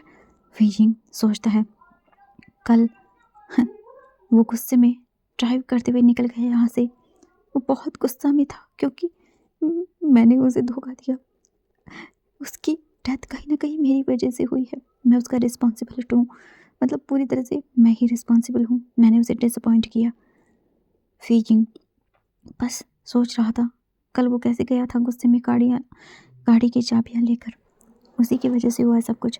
तभी गैंग सरन वीयिंग के पास आती हैं एंड वो वीयिंग के फेस पर एक जोरदार थप्पड़ मारती हैं एंड वीयिंग को पकड़ती हैं और उसके बाद कहती हैं तुम ये प्रॉपर्टी डोनेट नहीं करोगी, समझ आया तुम्हें? वांग जी के बारे में तो सोचो। वो ऐसा मत करो, वो मर चुका है एंड चिंता मत करो, तुम वांग जी के बारे में सोचना बंद कर दो, ओके? मैं तुम्हारी एक अच्छे से अल्फा से शादी करवा दूंगी जो कि उससे भी ज़्यादा रिच होगा। तुम यंग हो, कोई बात नहीं, तुम्हारा दोबारा शादी हो जाएगी। उस वांग जी के बारे में मत सोचो एंड ये प्रॉपर्टी डोनेट मत करो। वीइंग बस देख रहा था। वी चांग से कहता तुम्हारी मॉम सही कह रही हैं बेटा, तुम्हारी किसी और रिच फैमिली में शादी करवा देंगी, उसके बारे में भूल जाओ। वीइंग ने ये कभी भी अपनी मॉम से एक्सेप्ट नहीं किया था, एक्सपेक्टेड ही नहीं था कि वो कभी उसे स्लैप करेंगी। वो अभी अपने हस्बैंड की डेथ के दुख से बाहर तक नहीं निकला था एंड अभी से वो लोग उसे फोर्स कर रहे थे दोबारा शादी करने के लिए। वीइंग कहता नहीं, मैं लैंसन को पसंद करता हूँ, उससे प्यार करता हूँ। लैंसन हमेशा मेरे साथ रहेगा, भले ही वो इस दुनिया में नहीं है, बट मैं उसे कभी नहीं भूलूंगा, मैं उसे बहुत प्यार करता हूँ। एंड गैंग सरन एक और बार वीइंग को स्लैप करते हैं। वीइंग फ्लोर पर गिर जाता है। वीइंग बहुत कमज़ोर था क्योंकि उसने ढंग से खाना तक नहीं खाया था, कल से उसकी बॉडी वीक हो गई थी एंड एक दो स्लैप में ही वो नीचे गिर गया। गैंग सरन वीइंग को पकड़ती हैं एंड उसे खींचते हुए ले जाने लगती हैं एंड वीइंग कहता है शाउट करते हुए नो, मैं नहीं करूँगा किसी और उधर अल्फा से शादी। एंड वो रोने लगता है, शाउट करता है। लैंस सेशन कहता है इनफ नाउ, अब जो भी हो गया है वो हो गया है, नाउ अब सब कुछ वही होगा जो कहा गया है। लैंस सेशन कहते हैं मैं फिंगर आउट कर चुका हूँ सब कुछ, अगर आपने मेरे भाई की ओमेगा पर कुछ भी किया तो मैं आप पर केस कर सकता हूँ। तुम लोग वीइंग को फोर्स नहीं कर सकते हो, समझ आया? तुम लोगों को नीड्स है तो पूरी करो जाकर। एंड इसके बाद सीसी कहती है सिचन नाउ तुम हमारी रिस्पॉन्सिबिलिटी लोगे, मैं तुम्हारी मॉम हूँ। इसके बाद सिचन कहता है हाँ मेरी मॉम, मेरी नाम लैनी थी मेरी मॉम, जो बहुत प्योर हार्ट की थी एंड आप एक गोल्ड डिगर हो। मैं कभी भी आपको अपनी मॉम के रूप में न पहले एक्सेप्ट कर पाया था न आज करूँगा। I am not taking everyone your responsibilities, okay? मैं तो तुम सबके अगेंस्ट केस फाइल करूँगा। ये सुनने के बाद सुशी कहता है कि आई थिंक आप लोगों को एक बार सोच लेना चाहिए। हम कहाँ रहेंगे अगर ये मेंशन बिक जाएगा तो, हम भी तो आपसे बिलोंग करते हैं ना, प्लीज़ प्लीज़ कुछ तो कर लो भाई। लैंस सचिन कहता है सुशी तुम बड़े हो गए हो ना, हो अपने आप का ध्यान अच्छे से रखो, अपनी माँ का भी। लुशी तुम भी अडल्ट हो गई हो एंड तुम्हें भी अपनी रिस्पॉन्सिबिलिटी निभानी चाहिए अपनी फैमिली के प्रति। लैंस सचिन विजिंग का हाथ पकड़ते हैं एंड उसे खड़ा करते हैं। सचिन कहता है तुम्हें कोई फोर्स नहीं करेगा, तुम सेफ हो। विजिंग बस अपना सामान पैक करता है एंड वो मेंशन को छोड़ देता है। वो जैसे ही मेंशन से बाहर आता है एंड वो रिमेंबर करता है ओल्ड मेमोरीज जो इसने वांगजी के साथ इस मेंशन के अंदर बिताई थी। अभी हम देखते हैं कार चल रही थी रोड पर, लैंस सचिन कार को ड्राइव कर रहे थे एंड वो जो विजिंग को देखते हैं जो पैसेंजर सीट पे था, उसकी आंखें वेट थी एंड वो अपनी ओमेगा वाली सारी मेमोरीज याद कर रहा था वांगजी के साथ उसने बिताई थी। उसका हस्बैंड विजिंग का जैसे कि मानो सीना दर्द कर रहा था, उसे काफ़ी सारी चीज़ें फील हो रही थी। उसने अपने पेरेंट्स से भी ये चीज़ नहीं सोची थी कि वो भी ऐसा करेंगे उसके साथ। विजिंग तो बस वांगजी की मेमोरीज में खोया हुआ था। वो याद करता है कितनी चालाकी से सीसी ने विजिंग से वांगजी को परेशान करवाया एंड वो सारी चीज़ें करवाई। विजिंग रोते हुए कहता है ये सारी मेरी वजह से हुआ है, ये मेरी गलती है। वांग जी ने मुझ पर ट्रस्ट किया बट मैंने उसका ट्रस्ट तोड़ दिया। काश काश कि उसकी सोल मुझे माफ़ कर पाती। सबका रिस्पॉन्सिबल मैं हूँ, वो मेरी वजह से मरा है। एंड वो रोने लगता है। लैंस एजेंट वीइंग को देखते हैं एंड वो कार को ड्राइव कर रहे थे एंड बस चल रही थी कार ऐसे ही। वो कुछ टाइम के बाद होटल आते हैं। वीजिंग और लैंस एजेंट पास के ही एक होटल में रुकते हैं जहाँ पर 2 रूम्स थे। वीजिंग अपने कपड़े चेंज करता है एंड वीजिंग आकर लैंस एजेंट के डोर पे नॉक करता है। लैंस एजेंट अंदर आते हैं। वो देखते हैं वीजिंग को। लैंस एजेंट कहते हैं टुमारो तुम मेरे साथ चल रहे हो। वीजिंग देखता है सेजेंट को और उसके बाद कहता है थैंक यू बट मैं अपनी पूरी ज़िंदगी अकेले रहना चाहता हूँ वांग जी की यादों में। इसके बाद लैंस एजेंट कहते हैं मैं तुम्हारा गगा हूँ, भूलो मत। जियांग चेंग और जिंगई वो भी तुम्हारे कुछ न कुछ लगते हैं, वो तुमसे मिलना चाहते हैं। तुम हमारे साथ चलो, हमारे साथ रहोगे। वीइंग कहता है मुझे अकेले रहना है, प्लीज़ मुझे रहने दीजिए यहीं पर। मैं अपनी वांग जी की यादों के साथ अकेले ही रहना चाहता हूँ, मुझे नहीं जाना। इसके बाद लैंस एजेंट कहते हैं तुम्हारे पास मनी नहीं है, तुमने वांग जी की प्रॉपर्टी रिजेक्ट कर दी, तो तुम कैसे सर्वाइव करोगे? हाँ, वीइंग कहता है मैं खुद से बाय कर लूँगा सब कुछ, कमा लूँगा पैसे, अपनी पेंटिंग्स को सेल करके मैं मैनेज कर सकता हूँ, मुझे ज़रूरत नहीं है, आप चिंता मत करिए। लैंस एजेंट कहते हैं ओके बट जब भी तुम्हें पैसों की ज़रूरत हो मुझे बुला सकते हो। वीजिंग सिर हाँ में हिलाता है। इसके बाद वीजिंग कहता है प्लीज़ क्या आप मुझे कल वांग जी की ग्रेव के पास छोड़ सकते हो? लैंस एजेंट कहता है अब हम लैंड मैंशन देखते हैं। सीसी, सोशे एंड लूसी फाइट कर रहे थे एक दूसरे के साथ एंड इसके बाद लूसी कहती है मॉम मैं अडल्ट हूँ एंड भले ही मैं आपकी रिस्पॉन्सिबिलिटी नहीं उठा सकती हूँ। आपने कभी भी मुझे अच्छे से ट्रीट नहीं किया। अब आप हमारी रिस्पॉन्सिबिलिटी उठाइए। सीसी शाउट करती है और कहती तुम दोनों पागल हो गए हो क्या? हाँ, मैंने तुम दोनों को बर्थ दिया है, माँ हूँ मैं तुम दोनों की, तुम कैसे बोल सकते हो? मैंने बड़ा किया है तुम लोगों को, तुम ऐसे कैसे कह सकते हो? ये सब तुम्हारा फॉल्ट है। तुम लोग हमेशा बस मस्ती मजाक करने में लगे रहे, चीज़ों को खर्च करने में लगे, पैसों की कोई वैल्यू नहीं समझी। अब सब ब्लेम मुझ पे मत डालो। वो कहते मॉम आप ही ने किया है, आप हमें कुछ सिखाती समझाती तो अच्छा होता, ये सब नहीं होता। हाँ, जो सीसी थी वो कहती है मुझे कोई आइडिया नहीं है कि हम सब कहाँ रहेंगे। इसके बाद लूसी कहती है मॉम स्टॉप, मुझ पे चिल्लाना बंद करिए ओके। मैं तो अपने बॉयफ्रेंड के साथ चली जाऊंगी रहने के लिए, मैं तो उसी के साथ रहूंगी। आपको अपना ध्यान रखना है, अपने आप से रख लीजिए। सीसी शॉकिंगली सुशी को देखती है एंड सुशी कहता है मॉम देखिए मैं भी इतनी स्ट्रेंथ नहीं रखता हूँ कि अपना ख्याल रख सकूँ। मेरे पास कुछ मनी है मेरे बैंक अकाउंट में, मैं अपनी हेल्प कर सकता हूँ उस मनी से थोड़ी बहुत चीज़ें करने में ओके। कैक्सस सरन और वी चंग से एक दूसरे को देखते हैं एंड वो सीक्रेटली भाई मैंशन को छोड़ के निकल लेते हैं क्योंकि मुसीबत में कोई साथ नहीं देता। पैसे थे तब तक साथ में थे एंड अब निकल लिए दोनों के दोनों हस्बैंड वाइफ। इसके बाद सीसी कहती है अपने मन में सोचते हुए अपने बालों को पकड़कर मैं कहाँ पर रहूँगी, मैंने कभी नहीं सोचा था कि मेरा बेटा सुशे और लूसी मुझे इस तरह छोड़ देंगे। दोनों ने मुझे धोखा दे दिया, मैं इस ओल्ड उम्र में कहाँ जाऊँगी, कैसे अपना ध्यान रखूँगी। मैं बूढ़ी हो गई हूँ, अगर मैं यंग होती तो मैं किसी अमीर आदमी को फंसा लेती, बट अब तो मेरा चार्म भी चला गया है।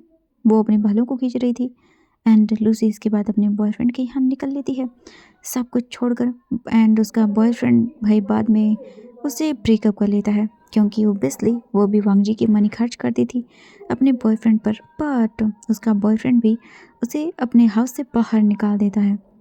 लूसी वापस अपनी मॉम के पास आ चुकी थी एंड सीसी उसे बहुत बुरी तरह से डांटती है और उसे मारती भी है, बट अब उनके पास कोई और रास्ता नहीं था, अब वो क्या ही करें। वहीं दूसरी तरफ देखते हैं सुशे को जो अपने सारे पैसे गैम्बलिंग में हार जाता है एंड उसके बाद वो ड्रंक होता है और घर लौट आता है एंड उसके बाद जो सीसी थी वो अपना सर पकड़ चुकी थी क्योंकि अब वो क्या ही करें क्योंकि उनके पास पैसे वगैरह कुछ भी नहीं था।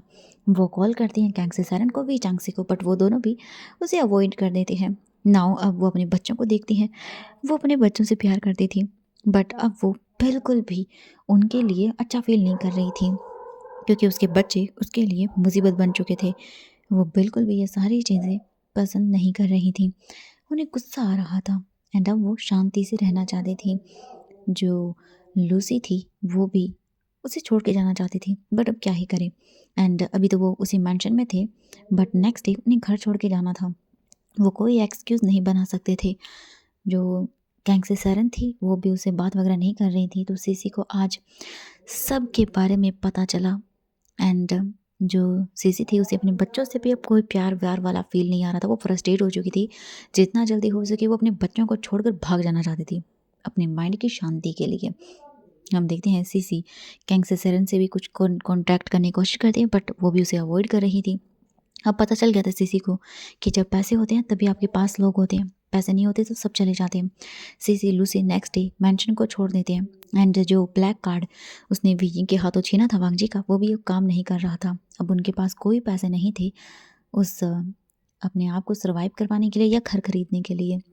वहीं दूसरी तरफ वीजिंग वांगजी की ग्रेवयार्ड के सामने बैठा हुआ था एंड वो वांगजी के उस ग्रेव के ऊपर सैंडलवुड के फ्लावर्स रखता है एंड उन फ्लावर को देखते हुए कहता है, हस्बैंड ये मुझे तुम्हारी याद दिलाते हैं, तुम्हारी फेरमोन्स मुझे याद दिलाते हैं। एंड तभी अचानक से वहाँ पर दो लोग आते हैं। उनके हाथों में हैम्बर था एंड कुछ इक्विपमेंट थे, कुछ चीज़ें तोड़ने के लिए, हथौड़ा टाइप का। वीजिंग उन्हें देखने के बाद डर जाता है और कहता है, कौन हो तुम लोग? एंड वो डरा हुआ था।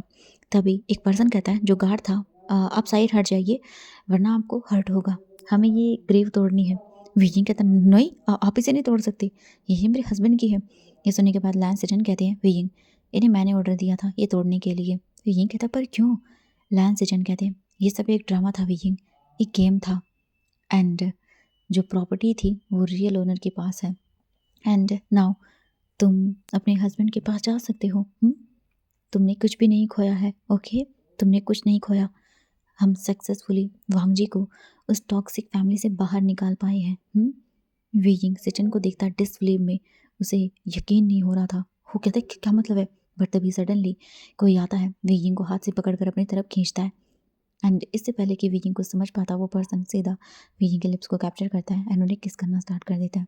वीजिंग शॉक एंड इससे पहले तो वो अल्फा को धक्का देने वाला था, बट तभी वीजिंग को अपनी स्ट्रॉन्ग अल्फा की आर्म्स फील होती है एंड वो भी मेल्ट हो जाता है। वीजिंग को पता चल जाता है उसके हस्बैंड के काम अल्फा फेरोमोन्स डोमिनेटिंग जो उसे काम फील करवा रहे थे। वीजिंग खुद भी अपना कंट्रोल लूज़ करता है एंड वो भी वांगजी को देखता है। वांगजी पैक करता है वीजिंग के लिप्स पर एंड दोनों ब्रेक करते हैं अपना किस। वीजिंग शिवर कर रहा था। वो अपने अल्फा को देखता है जिसने कैप पहनी हुई थी। वीजिंग कहता है, लैंसन तो तुम जिंदा हो? वीजिंग फ्रोज हो गया था। वांगजी कहता, मैं जिंदा हूँ and I am back my love. Wheezing कहता है, लैंसन, एंड वो चिल्लाता है खुशी के मारे एंड वांगजी को हक करता है एंड इसी के साथ ये फैन फिक्शन कंप्लीट। वांगजी और वीजिंग एक दूसरे के थे। तो ये कहानी यहीं कंप्लीट हुई। वांगजी वीजिंग के लिए सच में प्यार फील करता था। वीजिंग थोड़ा लालची था एंड ये कहीं की फुलिश भी था। मतलब ज़्यादा वो लालची अपने लिए नहीं था, मतलब वो बेवकूफ़ था। तो मुझे बताइएगा आपको कैसा लगा हमारा ये fan fiction. Bye bye everyone, मैं जल्द मिलूँगी नई कहानी के साथ एंड नई कहानी कैसे चाहिए। आई नो बहुत सारे लोग कमेंट किए हुए हैं, मैं एक एक करके सबकी स्टोरियाँ लेकर आऊँगी।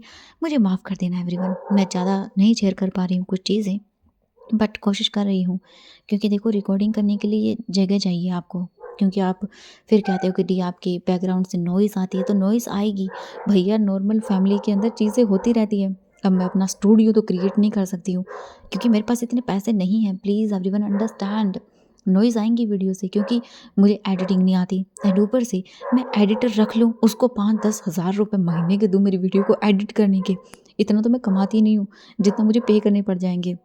और दूसरा, अगर आप कहते हो कि दी आप माइक ले लो, माइक तो चलो कोई बात नहीं है, मेरे बजट में आ जाएगा, मैं ख़रीद लूँगी, बट भैया उसके बाद माइक से भी नॉइज़ कंट्रोल नहीं होगा इतना। फिर या फिर आप लोग बोलो कि दी एक काम करो आप ना स्टूडियो क्रिएट कर लो। भैया आपकी दी इतने भी पैसे नहीं कमाती कि स्टूडियो क्रिएट कर ले, वो तो ढंग का माइक नहीं खरीद सकती। सच में, मतलब इमेजिन करके देखो, मतलब लोग, हाँ अगर मेरी वीडियोज़ पे भी अगर व्यूज़ आते, अगर मेरी वीडियो पे एक दिन के अंदर भी अगर ज़्यादा नहीं मानूँ तो मैं बोलूँगी 50-60 हज़ार भी व्यूज़ आते ना मेरी एक वीडियो पर, तो मैं सच बता रही हूँ मैं अपना स्टूडियो ओपन कर लूँ, अगर मेरी वीडियोज़ पे इतने व्यूज़ आ जाएँ तो, डेली की मेरी वीडियो पर 50-60 हज़ार आ जाए ना, तो सच में मैं ओपन कर लूँ अपना यूट्यूब स्टूडियो। आई मीन यहाँ एक अच्छा सा सेटअप वगैरह बनाऊँ एंड मैं भी फेस रिवीलिंग वाली वीडियोज़ बनाऊँ यार। बट हमारा इतना चैनल नहीं ग्रो कर पाता एंड हम इतना नहीं कर सकते हैं कि हम ये चीज़ें कर सकें। अभी देखो कुत्ते भौंक रहे हैं गली के अंदर एंड मुझे जगह भी नहीं है, मतलब हाँ मेरे पास रूम है मेरा, बट फिर भी वॉइस वगैरह बाहर जाती है जो कि मुझे पसंद नहीं है, क्योंकि कुछ ऐसी चीज़ें होती हैं जो मतलब कोई और सुने तो अच्छा नहीं लगता, क्योंकि मैं नहीं चाहती कोई सुने। तो बस मेरी छोटी सी ये रिक्वेस्ट है, जिस दिन मेरी वीडियोस पर एक वीडियो पर डेली के 50,000 भी व्यूज़ आएंगे ना, उस दिन सोच लेना आपकी दी अपने लिए स्टूडियो ओपन कर लेगी। ओके थैंक्स मुझे सपोर्ट करने के लिए एंड बाय बाय एवरीवन। जल्द मिलूंगी नई कहानी के साथ।